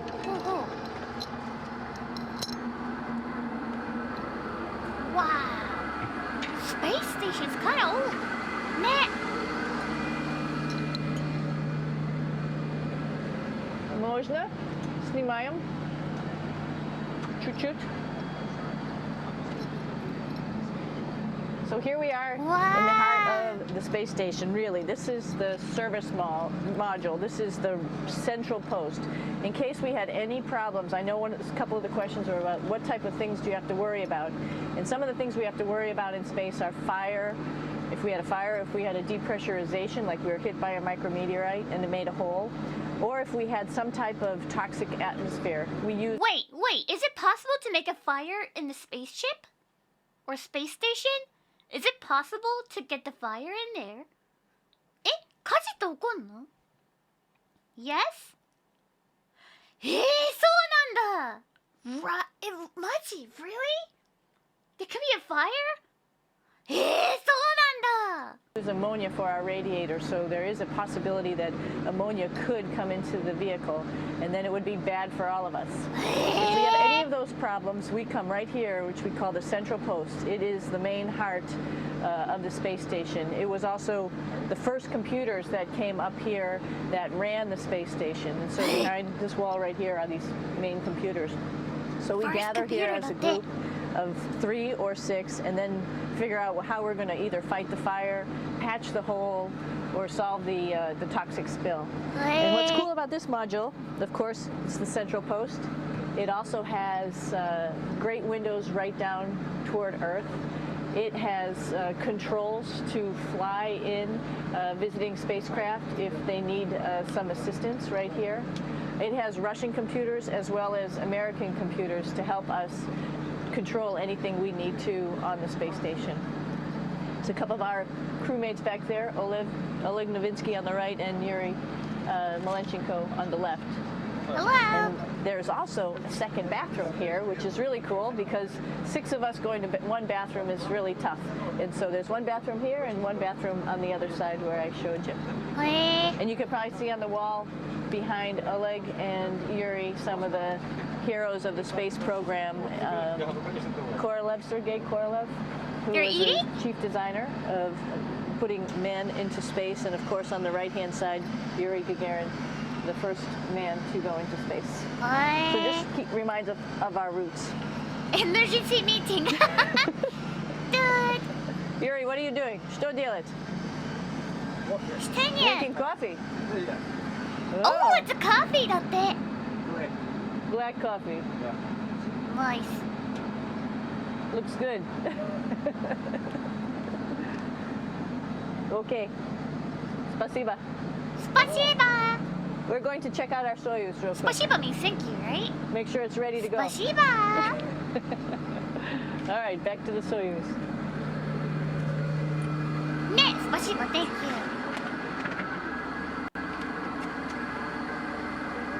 I'm gonna stop here just for a quick second. You can see on the Russian spacecraft there's also other modules that stick out, down, and above. Right here is, let's see, I'm trying to be oriented. That's a place where we do spacewalks from for the Russian side. There's Russian spacesuits in here, and also a visiting vehicle which brought fruits and vegetables and becomes a trash container when we undock. Up on this side is also a future place where they're going to do spacewalks from, and connected to it is Kevin's, Oleg's, and Yevgeny's Soyuz spacecraft. And now let's go see ours. Whoa! Извините. No problem. Это пробка. Bye-bye. Oh, it's so cool. Like when you're passing by the people, you just like fool over them and like bye-bye. Like that. Wow, that's so cool. Pikamee, it's good to see you, buddy. Arigato! Thanks for coming. Arigato! Welcome! Thanks for 6 months. Arigato! Coming down. Now there's a lot of stuff in here. A lot of wires and stuff and machines.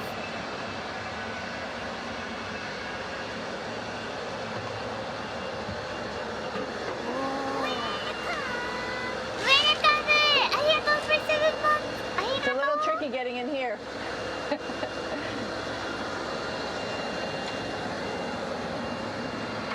This is the dock docking probe right here, this big thing. This helps us connect to the spacecraft. This probe actually sticks into this cone, and that's how the spacecraft, our Soyuz, becomes connected to the ISS initially. That is then replaced by clamps, which are around here, that will allow the two spacecraft to be stuck together. And then you can remove the probe and the cone.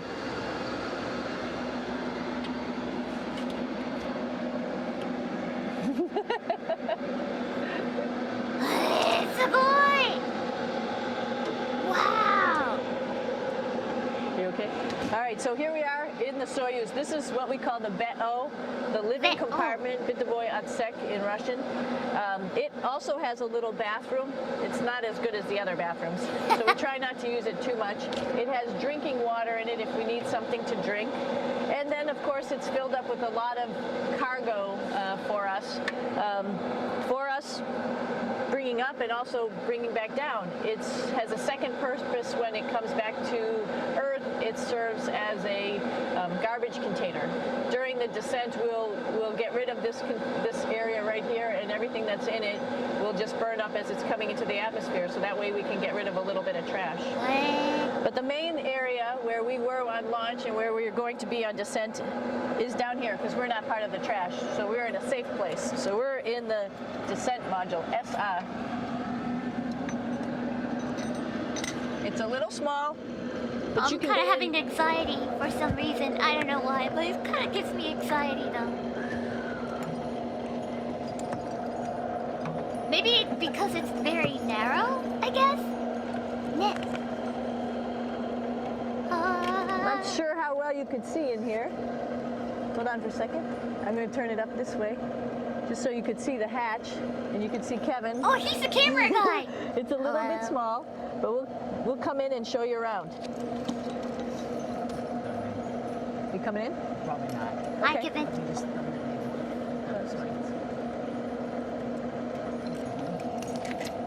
Face reveal! Got to move a couple things. We were just starting to get ready. We're preparing a couple days ago for our ride home. It's a little bit squishy, but everybody asks, how do you sit in the Soyuz? Yeah, and you sort of sit in your seat like this. The seat is molded to your body, and so you can just sort of squish in here and be pretty relaxed. Everybody has a handmade seat for them. And then, of course, there's a control panel, and that's where we do most of our actions and work right here. There's hand controllers, which you can fly the vehicle with, and there's a stick right here, primarily used for communications when we're trying to talk to the ground. So 3 of us fit in here. Like I said, it's a little squishy, but somehow it seems like we all managed to get in here and fit pretty well, and it's a pretty safe ride home. You're probably wondering, what's all this junk behind us? Well, it's all of our parachute, first of all, and then it's all of our survival gear, just in case we end up landing in some strange place on the planet and nobody's there to rescue us right away. We have all sorts of survival gear with us, keeping us safe in here. So they pretty much thought of everything. And we'll be home on the planet within the next 12 hours. Pretty shocked. They're coming home! Nice! Life on station. Thought it's so cool! Thought it's so cool! And rub it in. Again, kind of working it out to the ends. Oh, her hair's floating as well. And I like to take my towel while I have the shampoo in there and just kind of work it. That's how they take a shower or something? Without standing under running water, you kind of need to use the towel a little bit to help get some of the dirt out.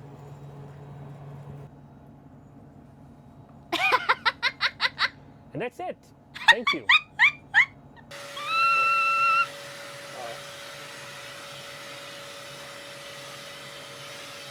Oh, they're cutting their hair. It's a great sleeping bag. And what's really cool about it, we can zip it up. And then we have little armholes. What's on the menu tonight? Strawberry shortcake. We Oh. have these butter cookies and Shortcake? strawberries with a little bit of milk on top. And Chris, I'm gonna make one for you right here. Oh, I see the crumbs go whoosh. And here's your strawberry shortcake ready for you, Chris. Oh, excellent. Thanks for the help, Chris. That was awesome. Oh, we saw this, like a dry spinach things, right?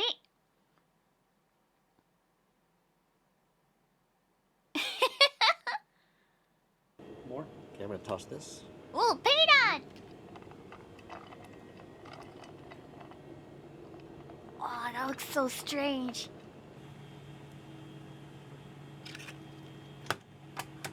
Waka waka!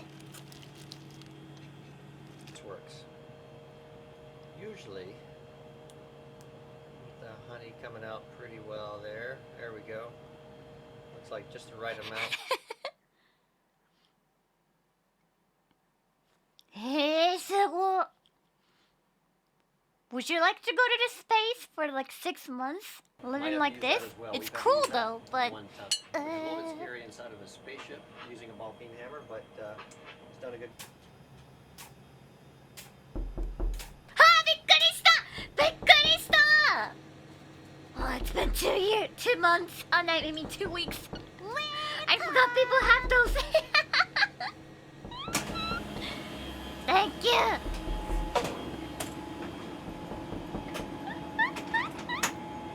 Here comes Knock Luca. knock. Woo.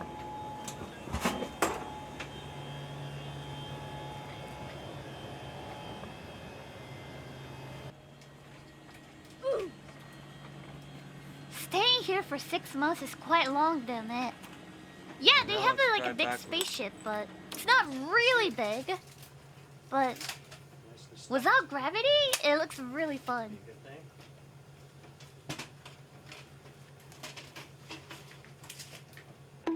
Yeah, but it was in the way. 痛いんですけど。 I would suggest that I open these. These come matched.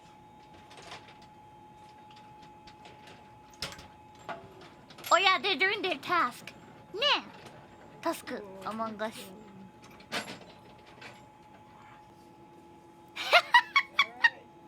for the honor, guys. I really appreciate it. What the I really do.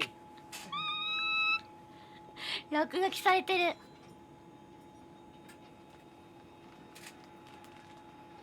Oh. Wait, where are they going? Look back at me, Luca. Ooh. How's she look? Kinda cold.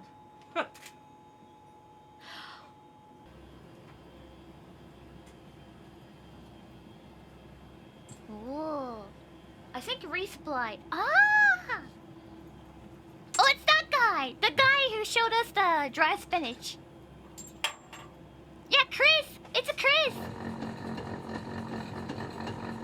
Wow! Wow! こんな感じなんだ。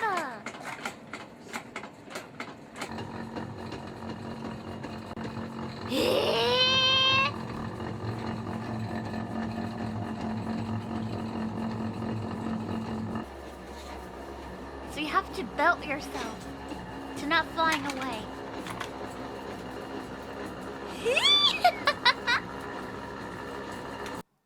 So after the astronauts get back from the space station, it usually takes them a while to get adjusted to life on Earth. Launch on the Soyuz is amazing, quite a bit different from the shuttle. You know, the Soyuz is a bit more like... You know, with the whole gravity thing? Sorry. The Soyuz actually is a bit shaped like this pen. It goes up straight up through the atmosphere. Now, you know, you've got the space station right up there. That I like always like when they lost their pen or stuff. right up there.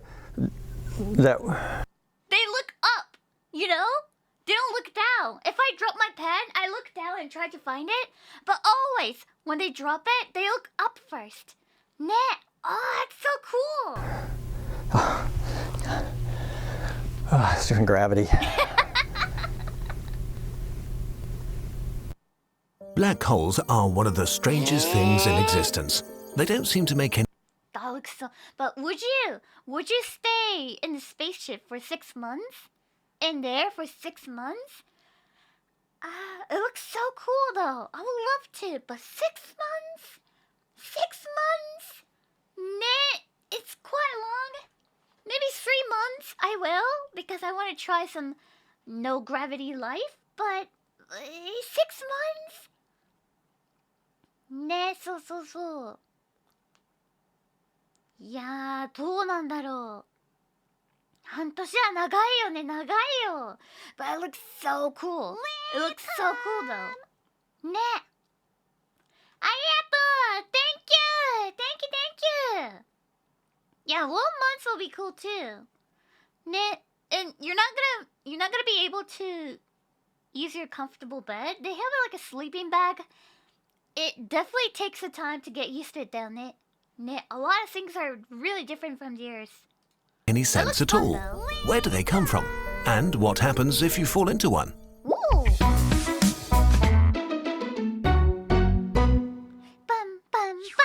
Stars are incredibly massive collections of mostly hydrogen atoms that collapse from enormous gas clouds under their own gravity. In their core, nuclear fusion crushes hydrogen atoms into helium, releasing a tremendous amount of energy. This energy, in the form of radiation, pushes against gravity, maintaining a delicate balance between the two forces. As long as there is fusion in the core, a star remains stable enough. But for stars with way more mass than our own Sun, the heat and pressure at the core allow them to fuse heavier elements until they reach iron. Unlike all the elements that went before, the fusion process that creates iron doesn't generate any energy. Iron builds up at the center of the star until it reaches a critical amount, and the balance between radiation and gravity is suddenly broken. The core collapses. Within a fraction of a second, the star implodes, moving at about 1/4 of the speed of light, feeding even more mass into the core. It's at this very moment that all the heavier elements in the universe are created as the star dies in a supernova explosion. This produces either a neutron star, or if the star is massive enough, the entire mass of the core collapses into a black hole. If you looked at a black hole, what you'd really be seeing is the event horizon. Anything that crosses the event horizon needs to be traveling faster than the speed of light to escape. In other words, it's impossible. So we just see a black sphere reflecting nothing. But if the event horizon is the black part, what is the whole part of the black hole? Yeah. The singularity. We're not sure what it is exactly. A singularity may be... Thank goodness I play Apex Legends. That's why I know about the singularity, because one of the character is an astronaut and always like talking about the singularities. Thank you to the Apex Legends learning about space style. Infinitely dense, meaning all its mass is concentrated into a single point in space with no surface or volume, or something completely different. Right now, we just don't know. It's like a dividing by zero error. By the way, black holes do not suck things up like a vacuum cleaner. If we were to swap the Sun for an equally massive black hole, nothing much would change for Earth, except that we would freeze to death, of course. What? What would happen to you if you fell into a black hole? The experience of time is different around black holes. From the outside, you seem to slow down as you approach the event horizon, so time passes slower for you. At some point, you would appear to freeze in time, slowly turn red, and disappear. While from your perspective, you can watch the rest of the universe in fast forward, kind of like seeing into the future. Right now, we don't know what happens next, but we think it could be one of two things. One, you die a quick death. A black hole curves space so much that once you cross the event horizon, there is only one possible direction. You can take this literally. Inside the event horizon, you can only go in one direction. What? It's like being in a really tight alley that closes behind you after each step. What? The mass of a black hole is so concentrated, at some point even tiny distances of a few centimeters would mean that gravity acts with millions of times more force on different parts of your body. Your cells get torn apart as your body stretches more and more until you're a hot stream of plasma, one atom wide. Two, you die a very quick death. Very soon after you cross the event horizon, you would hit a firewall and be terminated in an instant. Neither of these options are particularly pleasant. How soon you would die depends on the mass of the black hole. A smaller black hole would kill you before you even entered its event horizon, while you probably could travel inside a supermassive black hole for quite a while. As a rule of thumb, the further away from the singularity you are, the longer you live. Black holes come in different sizes. There are stellar mass black holes with a few times the mass of the Sun and the diameter of an asteroid. And then there are these supermassive black holes, which are found at the heart of every galaxy and have been feeding for billions of years. Currently, the largest supermassive black hole known is S50014+81, 40 billion times the mass of our Sun. It is 236.7 billion kilometers in diameter, which is 47 times the distance from the Sun to Pluto. As powerful as black holes are, they will eventually evaporate through a process called Hawking radiation. To understand how this works, we have to look at empty space. Empty space is not really empty, but filled with virtual particles popping into existence and annihilating each other again. When this happens right on the edge of a black hole, one of the virtual particles will be drawn into the black hole and the other will escape and become a real particle. So the black hole is losing energy. This happens incredibly slowly at first and gets faster as the black hole becomes smaller. When it arrives at the mass of a large asteroid, it's radiating at room temperature. When it has the mass of a mountain, it radiates with about the heat of our Sun, and in the last second of its life, the black hole radiates away with the energy of billions of nuclear bombs in a huge explosion. But this process is incredibly slow. The biggest black holes we know might take up to a googol years to evaporate. This Google? is so long that when the last black hole radiates away, nobody will be around to witness it. The universe will have become uninhabitable long before then. This is not the end of our story. There are loads more interesting ideas about black holes. We'll explore them in part 2. Part 2. A big thanks to Fraser Kane for help with this. That's so cool. That's so cool. Can we watch some? よいしょ。Welcome! Thank you! Wow! Wow! Oh, this channel is so cool. They have a lot of stuff though. いっぱいある。いっぱいあんね。Oh, it's so cool. Can we watch this? Can we watch this? これ見よう。Neutron stars are the densest things that are not black holes. In their cores, we might find the most dangerous substance in existence. Strange matter. A bizarre thing so extreme that it bends the rules of the universe and could infect and destroy everything it comes into contact with. Or it could teach us about how the universe began. Maybe both. Thank you so much, Tayo! お昼休み、お疲れ! To understand how extreme strange matter really is, we first need to get a few basics. Hi. What is a neutron star, and how does strange matter break the rules of the universe? To get all of this into one video, we'll grossly oversimplify a few things, but we'll provide you with further reading if you want more details. A neutron star is what remains after a very massive star explodes in a supernova. When this happens, the star's core collapses under its own gravity with such a strong inward force that it squeezes nuclei and particles together violently. Electrons are pushed into protons, so they merge and turn into neutrons. All the nothing inside of atoms is suddenly completely filled with particles that really don't want to be close to each other but have no choice. They desperately push back against gravity, against the collapse. If gravity wins, they will become a black hole. If they win, they become a neutron star. This makes neutron stars like giant atomic nuclei the size of a city, but holding the mass of our Sun. And here, things get weird. The environment in the core of neutron stars is so extreme that the rules of nuclear physics change. And this could lead to a strange and extremely dangerous substance. But let's not get ahead of ourselves. We first need to know the rules before we learn how they can be broken. Protons and neutrons, the particles making up the nuclei of atoms, are made up of smaller particles called quarks. Quarks really don't want to be alone. They are what we call confined. You can try to separate them, but the harder you pull, the harder they try to pull themselves back together. If you use a lot of energy, they just use this energy to create new quarks.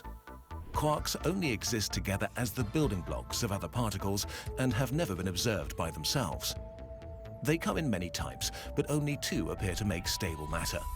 The up and down quarks found in protons and neutrons. Down quark. All other quarks seem to decay away quickly. But this may be different inside neutron stars. The forces operating in their cores are so extreme that they are actually similar to the universe shortly after the Big Bang. Neutron star cores are like fossils, which can let us peer back in time to the beginning of everything. So learning how quarks behave inside a neutron star is a way of understanding the very nature of the universe itself. One hypothesis is that inside a neutron star core, protons and neutrons deconfine. All the particles cram shoulder to shoulder, dissolve and melt into a sort of bath of quarks.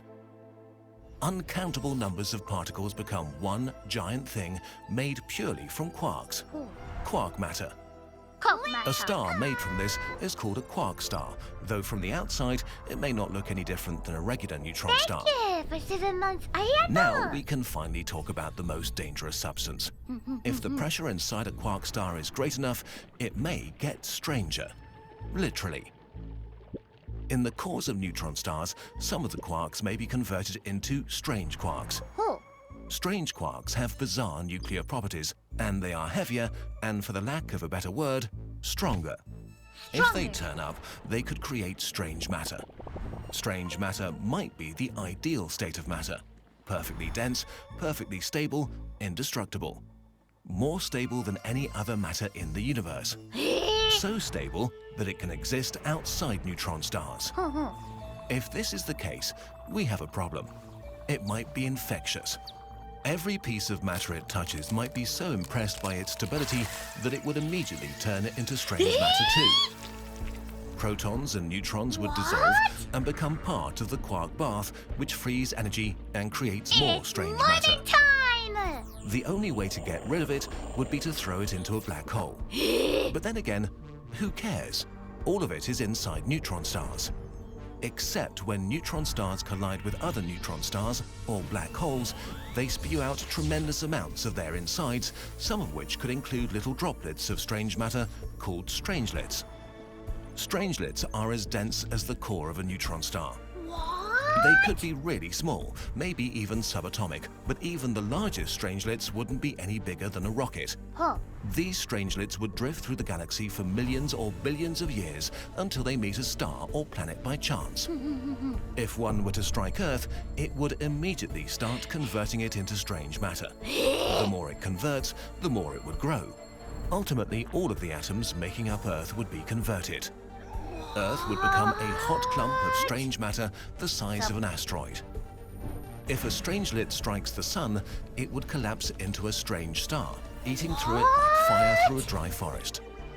This would not change the sun's mass much, but it would become way less bright, so Earth would freeze to death. And like a tiny virus, we'd have no way to see a strangelet coming. Worse still, some theories suggest strangelets are more than common, outnumbering all stars in the galaxy. These strangelets could have formed very early after the Big Bang, when it was as hot and dense as a neutron star core everywhere. So we're dead? They might be clumping around the gravity of galaxies as the universe expanded and evolved. Strangelets could even be so numerous and massive that they might actually be the dark matter we suspect holds galaxies together. But then again, maybe not. This is speculation, and the Earth and Sun and planets haven't been consumed in a wildfire of strangelets in the past few billion years, so the odds seem good that it won't happen anytime soon. Understanding these strange objects today may be the key to understanding the birth of our universe and why it grew to look the way it does now. When scientists first started playing with magnets and wires and thinking about electrons, they had no idea how technology would evolve in the next 100 years. The scientists thinking about the cores of neutron stars and strange matter today may be setting up humans for a future beyond our wildest imaginations. Or maybe not. Time will tell. So while you're waiting to see if the universe gets destroyed, you might still want to find out more about it. We've got you. Our friends from Brilliant can be your insight into a whole world of science, black holes and all. Brilliant is a website that helps you tackle science in a... bye-bye.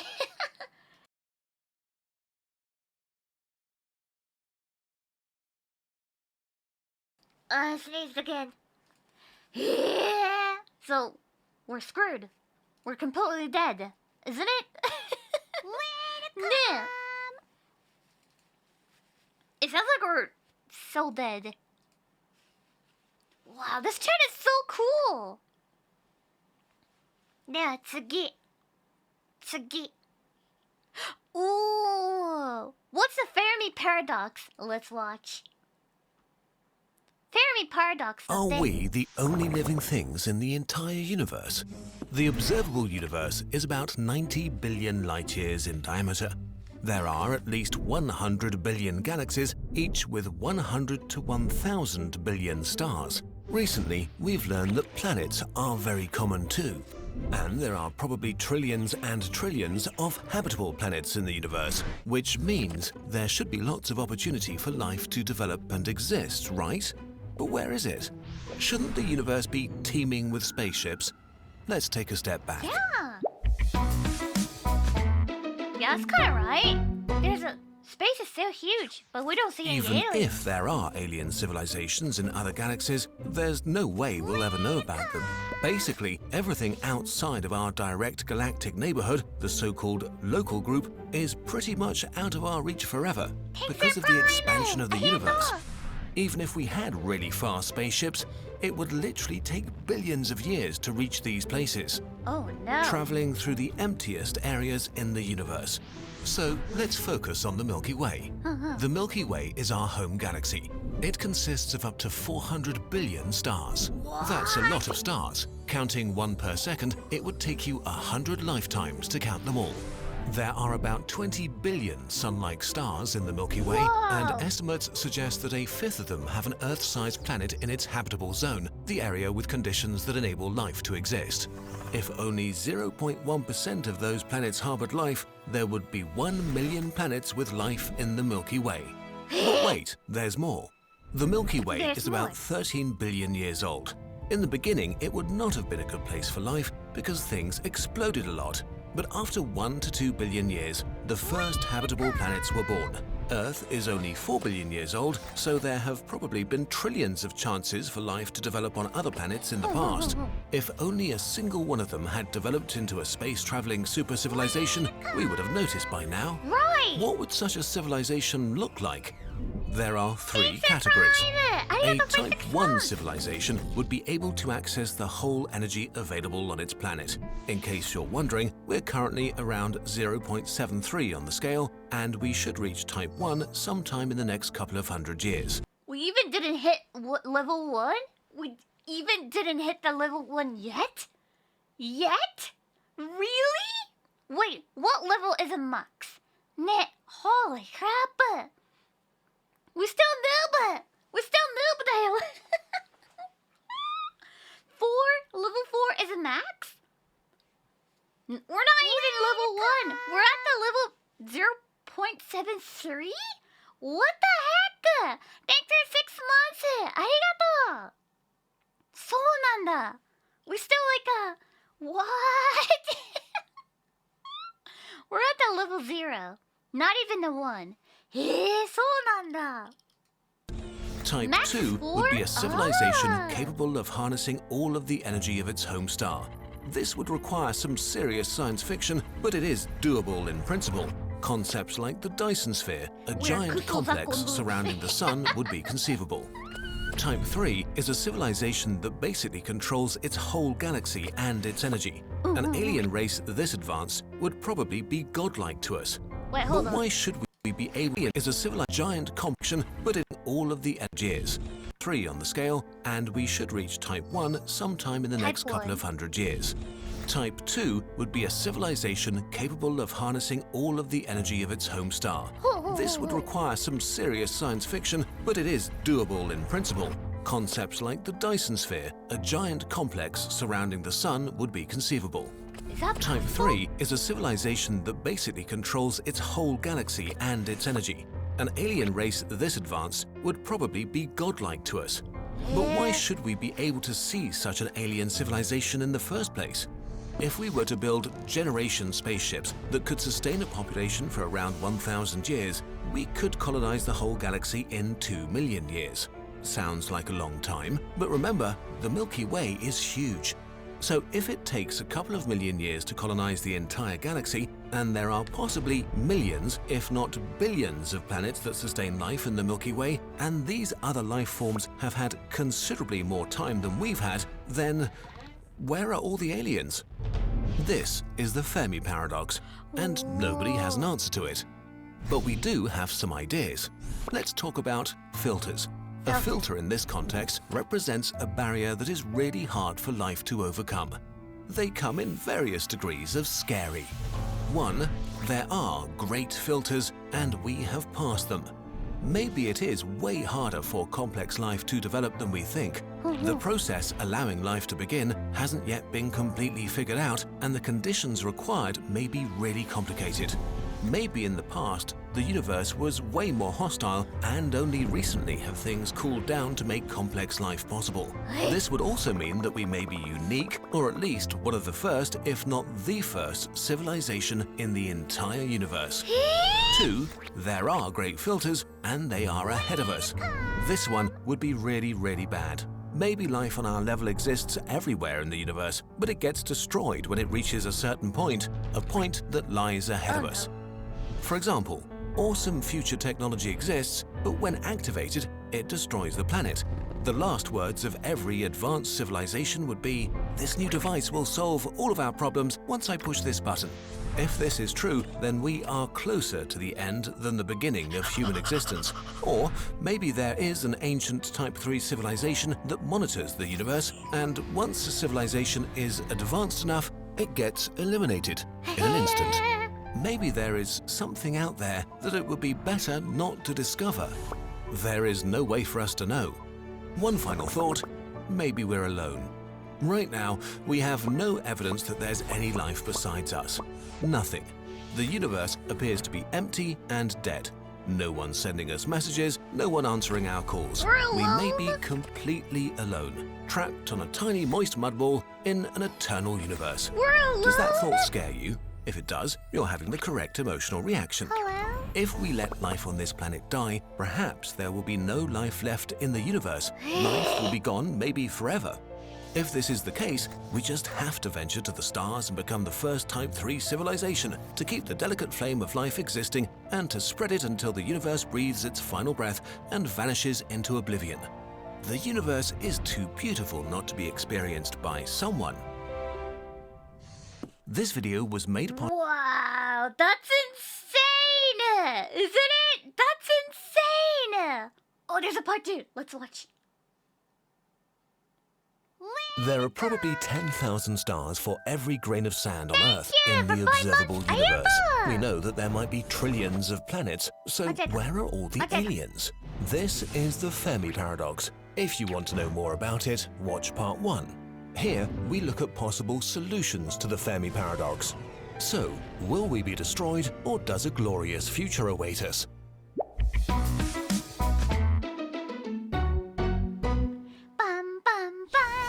Space travel is hard. Although possible, it's an enormous challenge to travel to other stars. Massive amounts of material have to be put into orbit and assembled. A journey of maybe thousands of years needs to be survived by a population big enough to start from scratch. And the planet might not be as hospitable as it seemed from afar. It was already extremely hard to set up a spaceship that could survive the trip. An interstellar invasion might be impossible to pull off. Also, consider time. The universe is very old. On Earth, there's been life for at least 3.6 billion years. Intelligent human life for about 250,000 years, but only for about a century have we had the technology to communicate over great distances. There might have been grand alien empires that stretched across thousands of systems and existed for millions of years, and we might just have missed them. There might be grandiose ruins rotting away on distant worlds. 99% of all species on Earth have died out. It's easy to argue that this will be our fate sooner or later. Intelligent life may develop, spread over a few systems, and die off over and over again. but galactic civilizations might never meet. So maybe it's a unifying experience for life in the universe to look at the stars and wonder, Oh, where's I see the everyone? Pokemon Mew. But there is no reason to assume aliens are like us or that our logic applies to them. It might just be that our means of communication are extremely primitive and outdated. Imagine sitting in a house with a Morse code transmitter. You'd keep sending messages, but nobody would answer, and you'd feel pretty lonely. Maybe we're still undetectable for intelligent species, and will remain so until we learn to communicate properly. And even if we met aliens, we might be too different to be able to communicate with them in a meaningful way. Imagine the smartest squirrel you can. No matter how hard you try, you won't be able to explain our society to it. After all, from the squirrel's perspective, a tree is all that a sophisticated intelligence like itself needs to survive. So, humans cutting down whole forests is madness. But we don't destroy forests because we hate squirrels, we just want the resources. The squirrel's wishes and the squirrel's survival are of no concern to us. A Type 3 civilization in need of resources may treat us in a similar way. They might just evaporate our oceans to make collecting whatever they need easier. One of the aliens might think for a second, 100? A freaking 100? Thank you! Thank you だよ! Holy shit! ありがとう! Holy crap! Oh my gosh! ラホコリル! ラホコリル! ありがとう! Thank you so much for the 100? Oh my goodness, thank you so much だよ! ありがとう! まさかこんなもらえるなんて、マジ thank you! ありがとう! Holy crap, 100! ありがとう! Thank you so much! Thank you so... Holy crap! Thank you so much だよ! ありがとう! Thank you! The hype train went up to the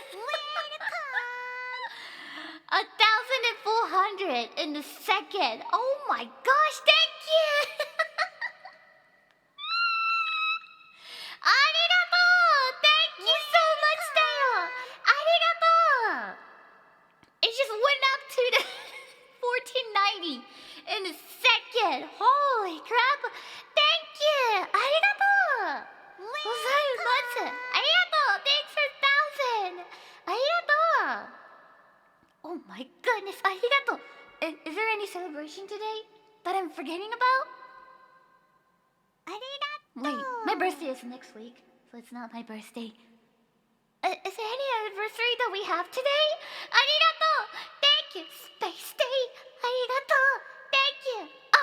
Oh yeah, it's the 4th of July! Yeah, it is! It is 4th of July! Thank you! Happy 4th of July! Thank you! ありがとう! Gundam Maxer Zero! ありがとう! Thank you! Holy crap, thank you! Happy birthday, America!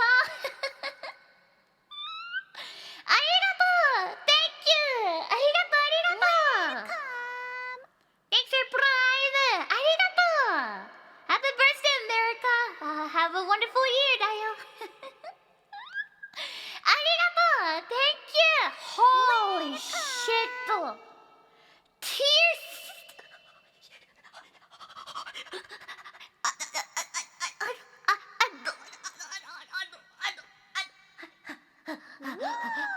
Tier 3? What the frick? What the frick? 5,000%! What the crap?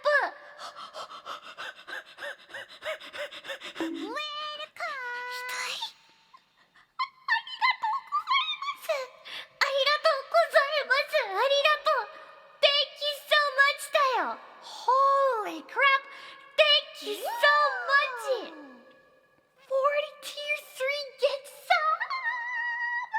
ありがとう! Thank you! Holy shit! Thank you so much だよ! ありがとう! Thank you! ありがとうございます! Am I worthy? Thank you so much だよ! ありがとう! Holy crap! My My heart! My heart!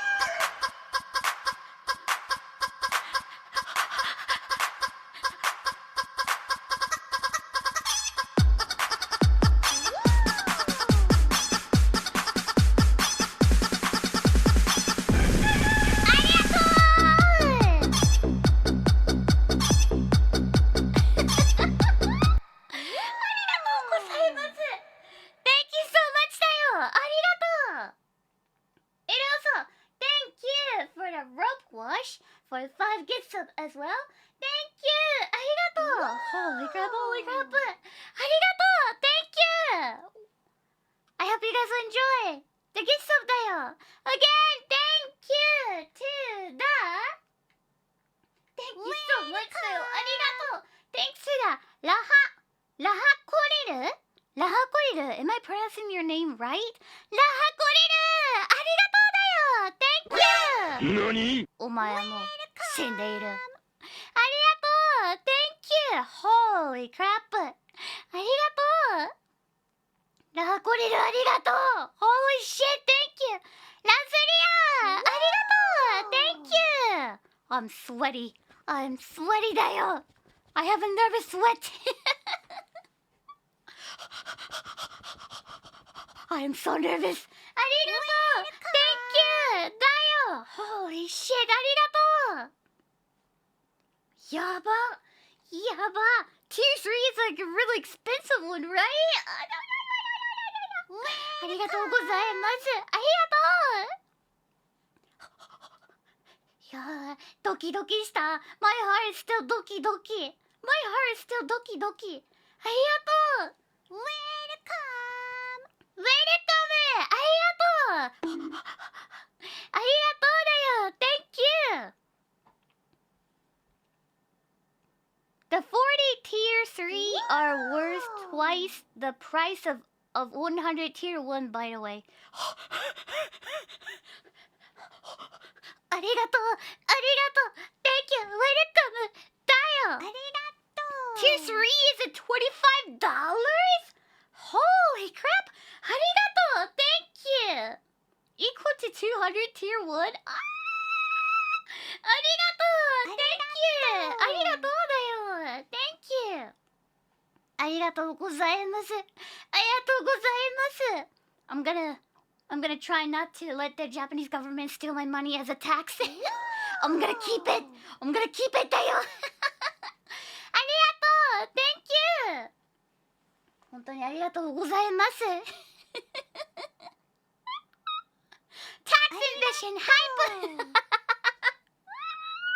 ありがとう I gotta hide all this money from the Japanese government. They're not gonna take away from me. It's a gift from you guys. It's all mine. It's all mine. I'm not gonna share it with the government. ありがとう Thank you so much だよ。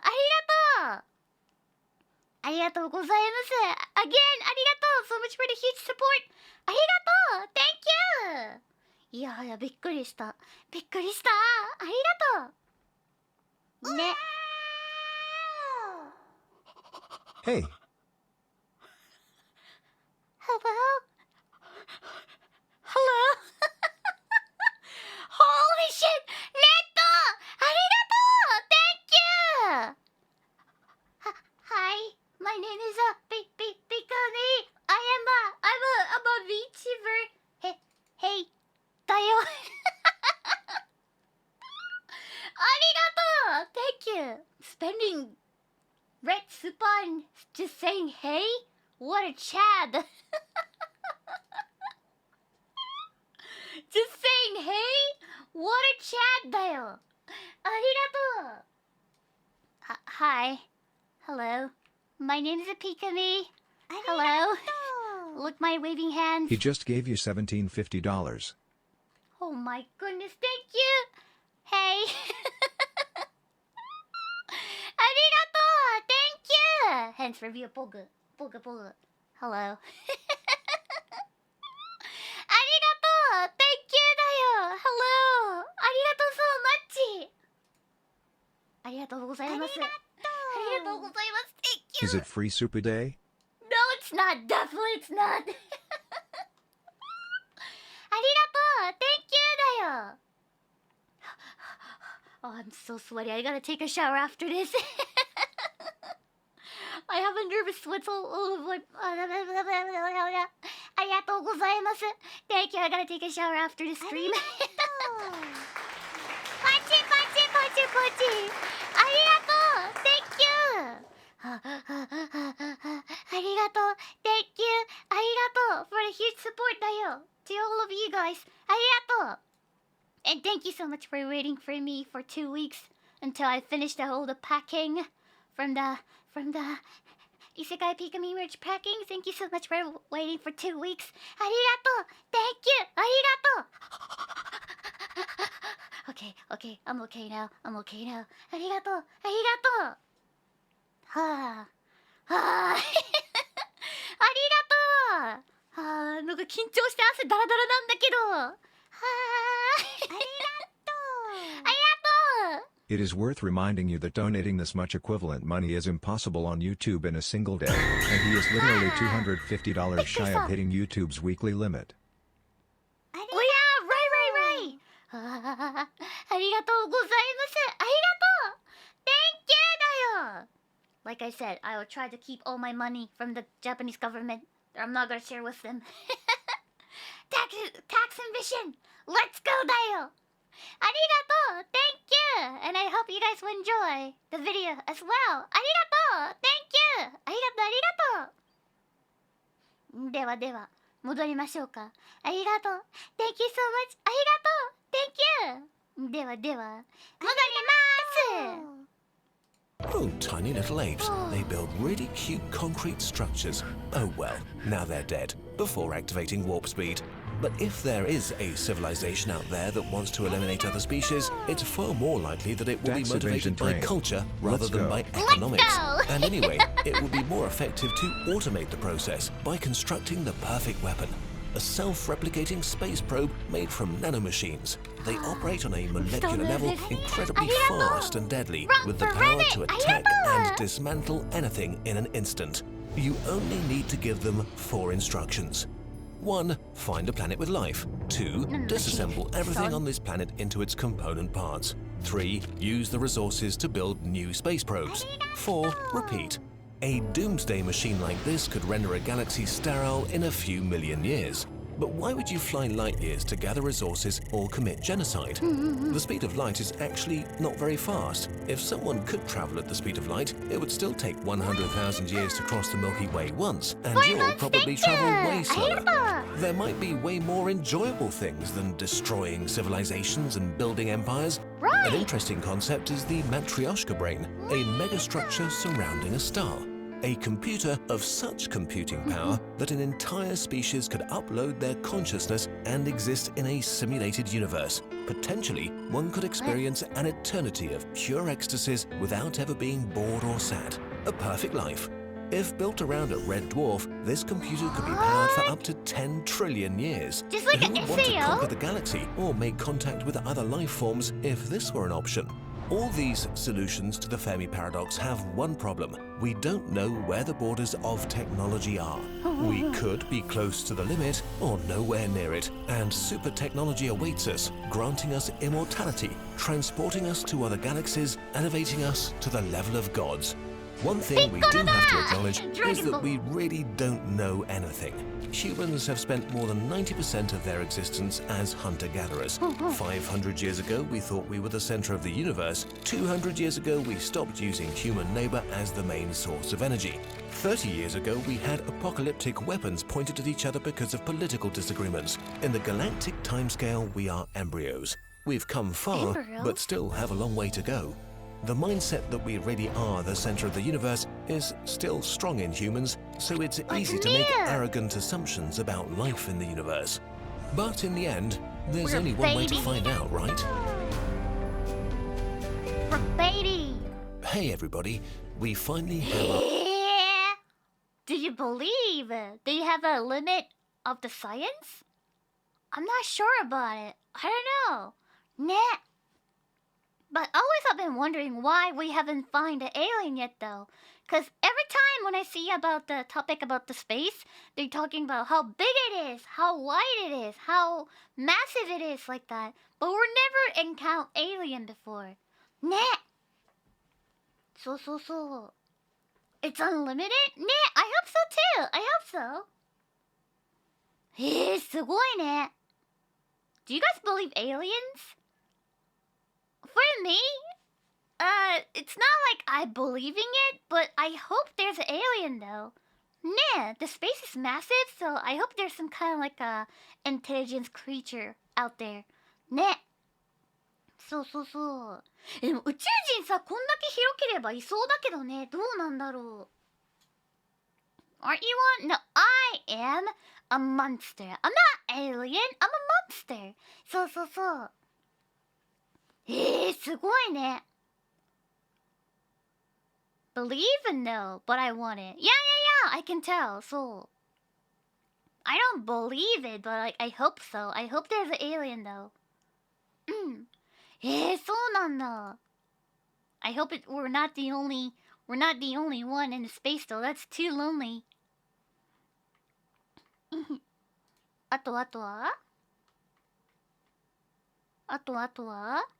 Which one would you guys like to see it? どれ見たいどれ? There's a Covet. ありがとう. The immune system. Deep sea nuke. We saw this one. Egg. The egg. 行きましょう. You were on your way home when you died. It was a car accident. Nothing particularly remarkable, but fatal nonetheless. It was a painless death. The medics tried their best to save you, but to no avail. Your body was so utterly shattered, you were better off, trust me. We got isekai'd. And that's when you met me. Huh? What happened? Where am I? You died, I said, matter-of-factly. No point in mincing words. There was a truck, and it was skidding. Yep, we got isekai'd. Yes. I died. Yes. But don't feel bad about it. Everyone dies. You looked around.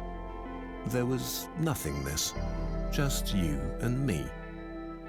What is this place? Is this the afterlife? More or less. Are you God? Yes, I'm God. My kids? My wife? What about them? I don't have a kid. I don't have wife. What about me? What if you're lonely as fuck? No wife, no kids, no family. Will they be all right? That's what I like to see, I said. You just died and your main concern is for your family. That's good stuff right there. Oh, I gotta make one. You looked at me with fascination. Tamoshka, To you, marry me! I didn't look like God. I just looked like some man, or possibly a woman. Some vague authority figure, maybe. Don't worry, I said. They'll be fine. Your kids will remember you as perfect in every way. They didn't have time to grow contemptuous of you. Your wife will cry on the outside, but will be secretly relieved. To be fair, At least you your have marriage friends. was falling Us. apart. If it's any consolation, she'll feel very guilty for feeling relieved. Oh. Oh. So what happens now? Okay. Do I go to heaven? Or hell or something? Neither. You'll be reincarnated. Isekai. So the Hindus were right. All religions are right in their own way. Walk with me. You followed along as we strode through We're the going void. to the isekai, right? Where are we going? Isekai. Nowhere in particular. It's just nice to walk while we talk. So, what's the point then? When I get reborn, I'll just be a blank slate, right? Oh. A baby. So, all my experiences and everything I did in this life won't matter. Not so. You have within you all the knowledge and experiences of all your past lives. What? You just don't remember them right now. I stopped walking and took you by the shoulders. Your soul is more magnificent, beautiful, and gigantic than you can possibly imagine. Is it? A human mind can only contain a tiny fraction of what you are. It's like sticking your finger in a glass of water to see if it's hot or cold. You put a tiny part of yourself into the vessel, and when you bring it back out, you've gained all the experiences it had. You've been in a human for the last 48 years, so you haven't stretched out yet and felt the rest of your immense consciousness. If we hung out here for long enough, you'd start remembering everything. But there's no point to doing that between each life. How many times have I been reincarnated then? Oh, lots. Lots and lots. And into lots of different lives. This time around, you'll be a Chinese peasant girl in 540 AD. Wait, what? You're sending me back in time? Well, I guess technically, time as you know it only exists in your universe. Things are different where I come from. Where you come from? Oh, sure. I come from somewhere else. And there are others like me. I know you'll want to know what it's like there, but honestly, you wouldn't understand. Oh, you said, a little let down. But wait, if I get reincarnated to other places in time, I could have interacted with myself at some point. Oh, yeah! Sure, happens all the time. Really? And with both lives only aware of their own lifespan, you don't even know it's happening. So, what's the point of it all? I looked you in the eye. The meaning of life, the reason I made this whole universe, is for you to mature. Mature? You mean mankind? You want us to mature? No, just you. Me? I made this whole universe for you. With each new life, you grow and mature and become a larger and greater intellect. Just me? What about everyone else? There is no one else. In this universe, there's just you and me. You stared blankly at me. But all the people on Earth, all you, different incarnations of you. So you guys are Wait, me? I'm everyone. Now you're getting it. I'm every human being who ever lived. Or who will ever live. Yes. I'm Abraham Lincoln. And you're John Wilkes Booth too. Wait, so that means also the old genius people is part of me? Some genius? Nah, all the people who have been developed amazing tools, it's also me. Some genius? Nah, no. Frick you guys style. I saw me, it's not this jerk. Nah, if you guys are me, say yes style, yes.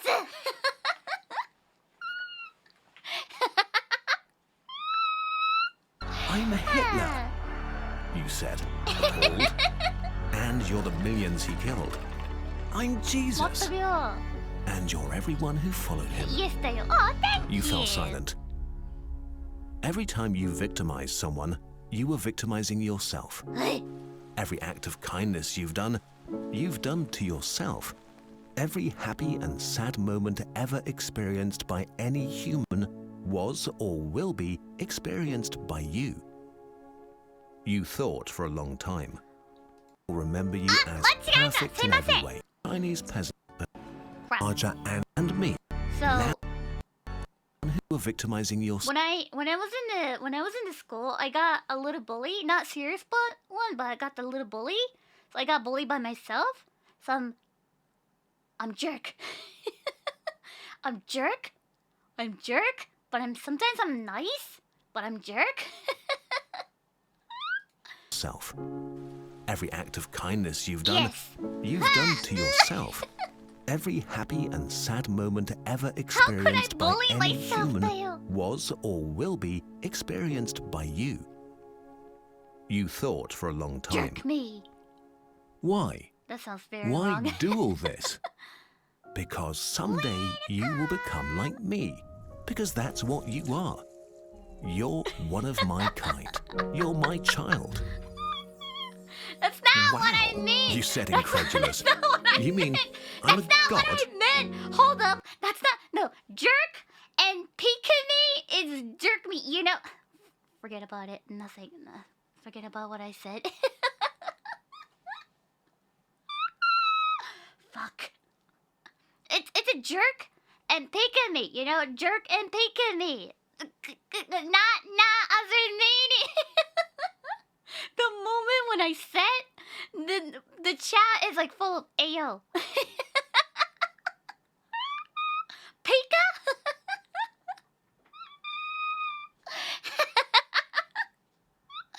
So, hi Clippers. Ah. Oh yeah, Pika jerk. Pika jerk, that will work. Maybe not. I don't know. Alright, we stop this conversation right here. Hi YouTube.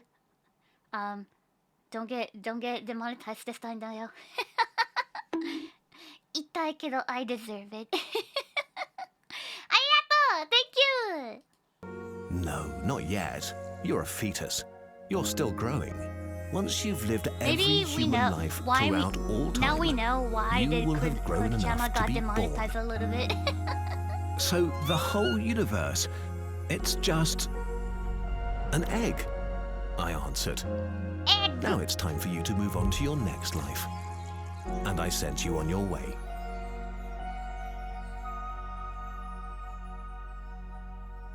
So that's the egg.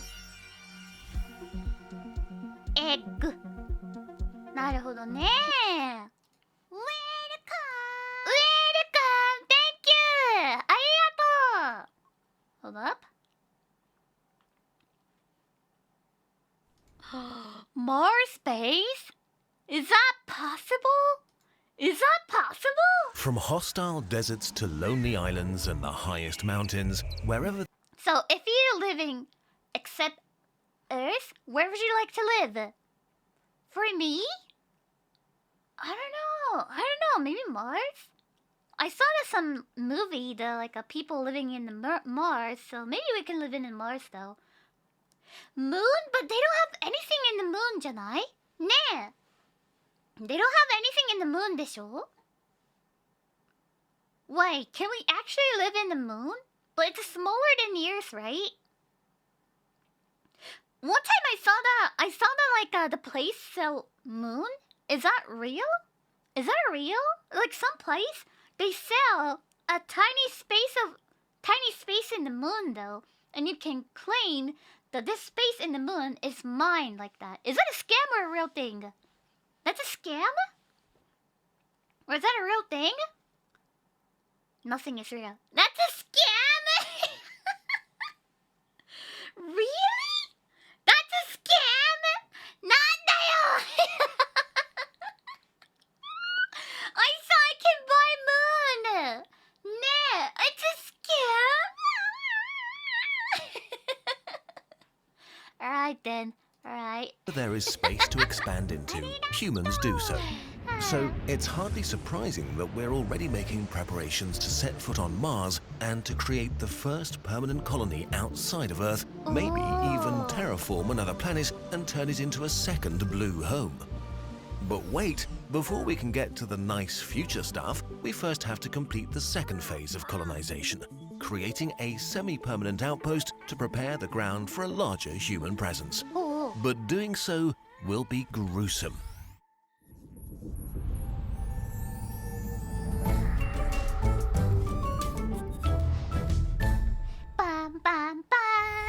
Even for an expansionist species like us, Mars is extreme.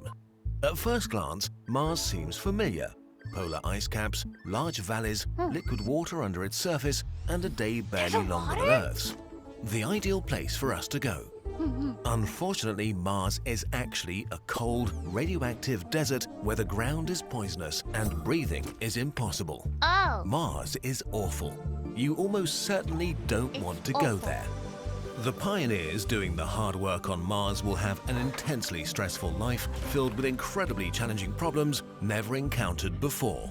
But there are plenty of people willing to do that work, and we have the technology to enable them to do it. Really? For this video, we will assume there have been prior missions to Mars to scout out a good place for an outpost, store resources and equipment, and that there's already a moon base that serves as a hub for Mars missions. There's a moon base? The first major challenge for our outpost is the fact that Mars is very energy poor.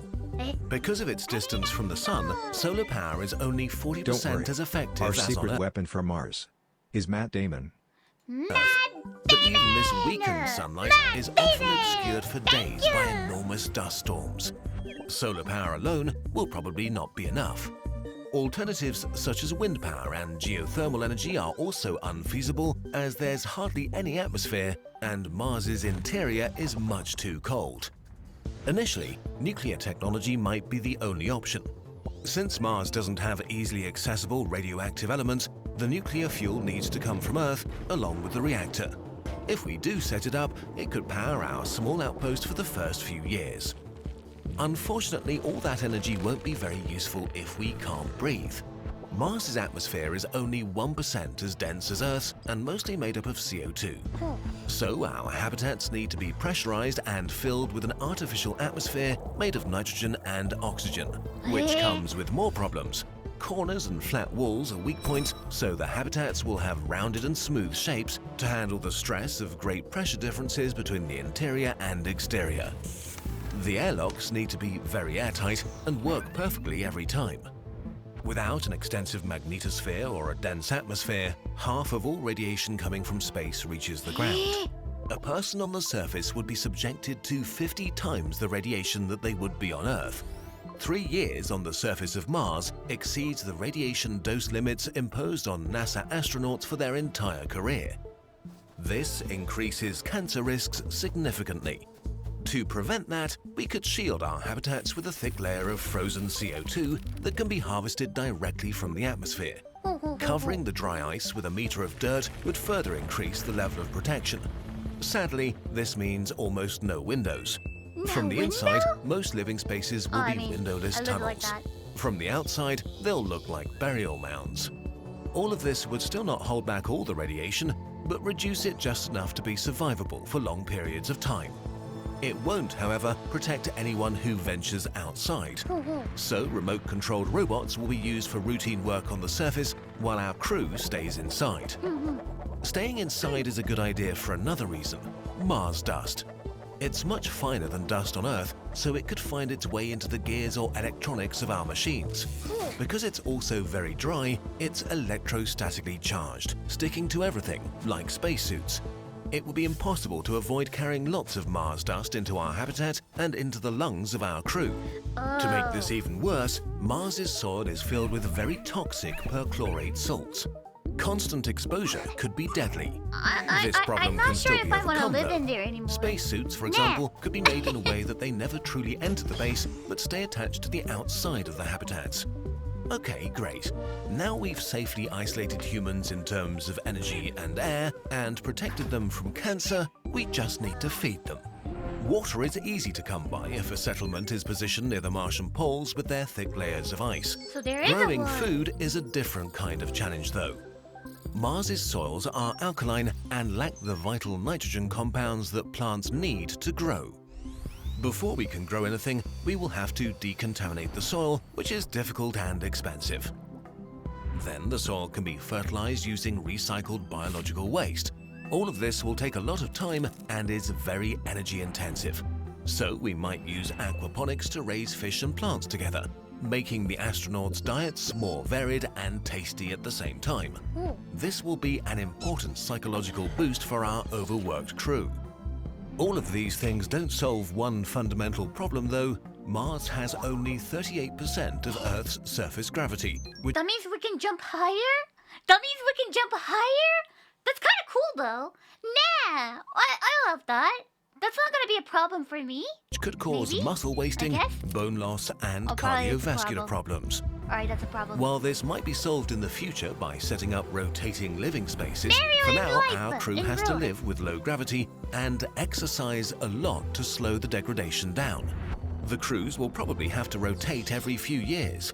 After being stuck indoors in tight spaces without windows, with the same people, performing the same routines day in, day out, with little contact from the outside world, and a lot to worry about. Like Antarctic scientists or submarine staff, they will undergo intense psychological screening to make sure they're mentally resilient enough to handle this lifestyle for several years. Oh no, Twitter's Establishing fighting. the first real infrastructure on Mars will be extremely taxing work that only a group of very determined and competent people can do. Luckily, we have enough of these on Earth. And there you have it, a small Mars base that will survive for at least a few decades, as long as it's getting a constant supply of resources, parts, nuclear fuel, and crews from Earth. Unfortunately, Mars and Earth are separated by millions of kilometers and orbital periods that leave only a narrow travel window every 2 years. Every 2 years? If there's an emergency in the colony, Earth wouldn't be able to help until the next travel window opens. Helpers may arrive on a planet filled with corpses. Settling Mars will be the toughest challenge we have ever faced. It will be gruesome work to establish the infrastructure we need. But we're stubborn, and we like extreme challenges. If we push through phase 2 of colonization, anything is possible. Cities illuminating the dark Martian night, a hub for travel between the planets, industries setting foot in orbit, terraforming, a true multi-planetary future. Going to Mars is hard, but worth it. And if we're lucky, we might be around long enough to see it happening and cheer on the people who take on these challenges for the benefit of us all. Figuring out complex stuff is one of the best feelings ever, especially if you don't have to do it all by yourself. Our friends from Brilliant can help you out with that part. Alright, thank you. Add. But yeah, maybe one day we can move to the Mars and I can stream from Mars though. That'll be so cool. ね。いつかそんな日がやってくるのかもしれない。Maybe one day that will happen. That's cool though. That's very cool. Alright, our next one is going to be the last video. And of course we're gonna watch some food. Let's go this channel. じゃあ最後なんか美味しそうなもの見て終わりましょうか。何にしようかな。何にしようかなと。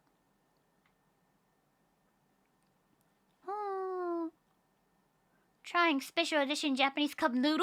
おー、いいね、いいね、ナイス。カップヌードルいきましょうか。Let's try cup noodles.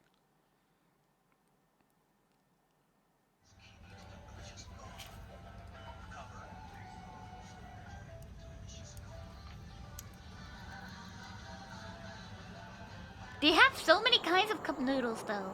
Wow. 6 Japanese special edition cup noodles.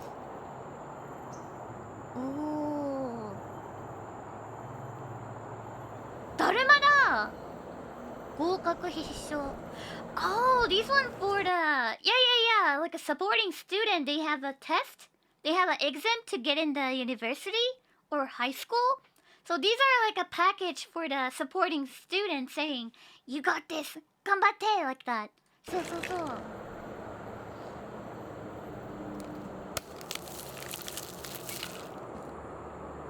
Student flavor, ew.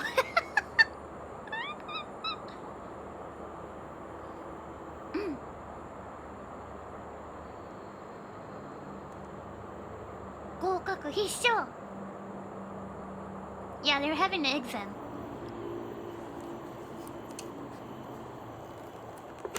Really? I didn't know that. But why? Does that make any difference? Wait, they have 2? What's the difference between 1 and 2? 2 flaps. 2 flap style. Oh, it's a cat ear. Ah, it's cuter. yeah, just flavor up the eggs in.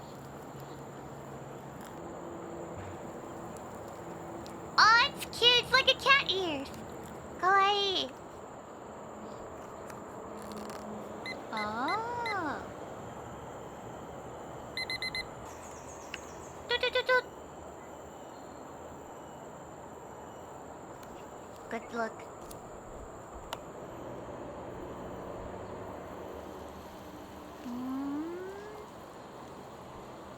I don't see any difference about the flavor though. It looks the regular one. It's just the package design is different. Delicious. I really wants to go to the cup noodle factory in Yokohama. It looks so fun. You can make your own cup noodle. I really wants to go there though. There's like a Nissin cup noodle factory at the Yokohama, so I really want to try. Thank you for 4 months. Arigato. Warning, you're making people hungry. Suffer, Dayo. Have some supper. Make yourself hungry.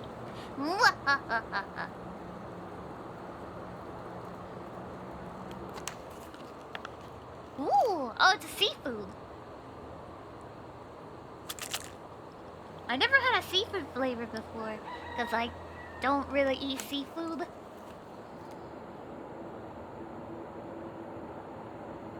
They have like a lot of sea stuff in there, right?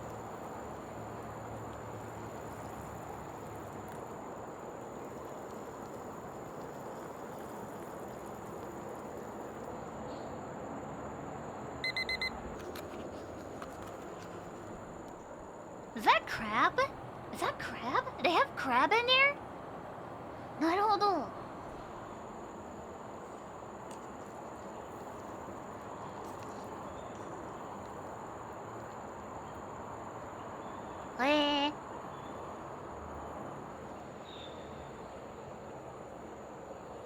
Classic flavor. シーフードは世界一カップヌードルとして何度も選ばれてる。そうなんだ。シーフード食べたことないやん。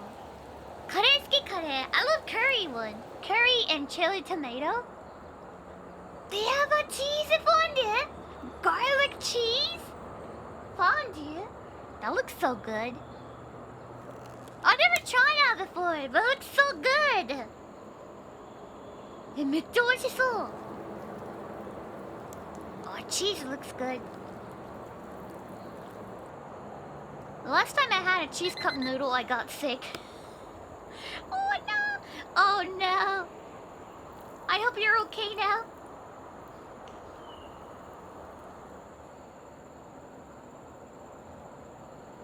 Ooh.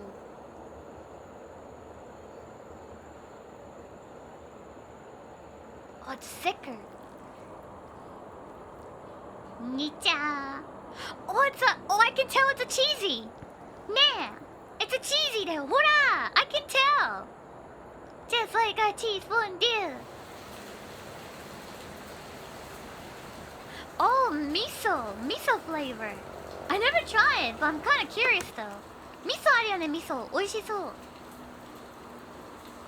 Wait, didn't Kisuna Ai-chan did the commercial of this miso noodle? キスナアイちゃんがさ、味噌のカップヌードルの CM やってなかったっけ? I remember she did the commercial of the miso cup noodle or something.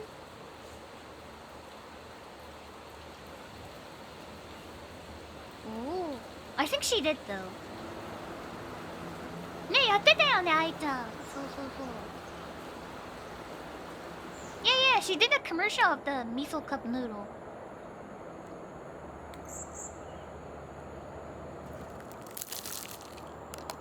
Ooh, garlic? It looks good though.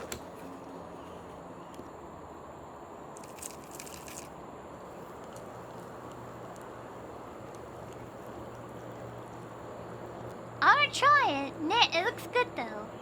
Yeah, 美味しそう. I didn't know they have a lot of flavor like these though. こんないっぱいあるんだね。知らなかった。ピカミーもドーナツの CM やらないの？案件お待ちしております。もちろんやりたいです。お待ちしております。夜間の CM やれないの？お待ちしております。どなたか PR の方お待ちしております。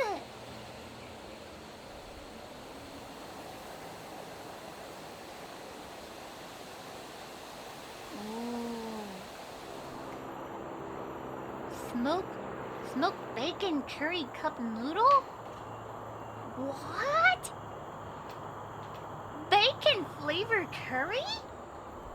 What? Bacon!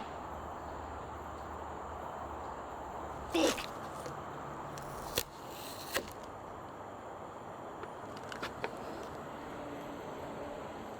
Oh, I see the bacon. A tiny bacon! A tiny bacon in there!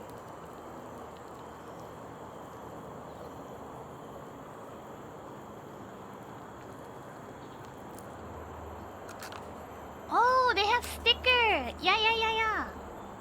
これで止めんのね。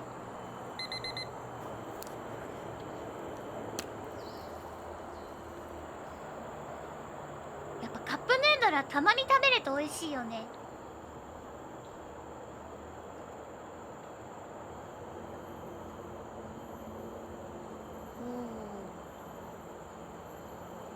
I'm not a big fan of the cup noodle because if you eat it too much, it makes me go like that. But it's good to have once in a while because it's really delicious though. But not something you want to eat for every day or a lot of times in a short amount of time.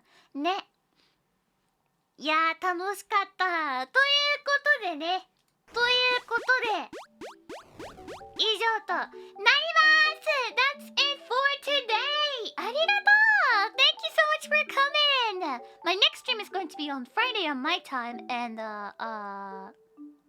Thursday night in the US, I guess. So I hope you guys will enjoy it. But again, thank you so much for coming today でございます。ありがとう. Thank you.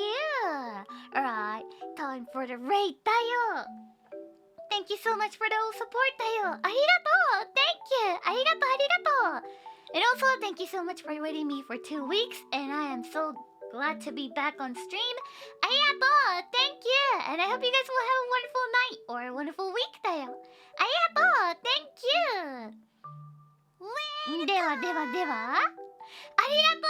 Tier 2. 6 months. ありがとう. ピカミ成分摂取ありがとうございます。どうもありがとう。では。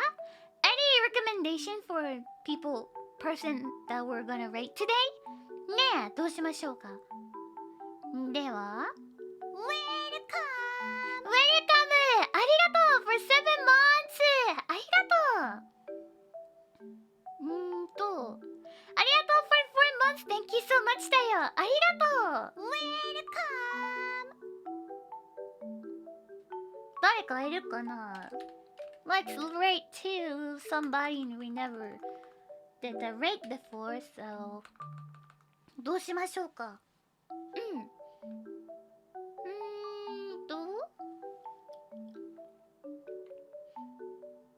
どうしようかなと。誰か VTuber さんでおすすめの人いるかな。よいしょ。よっ。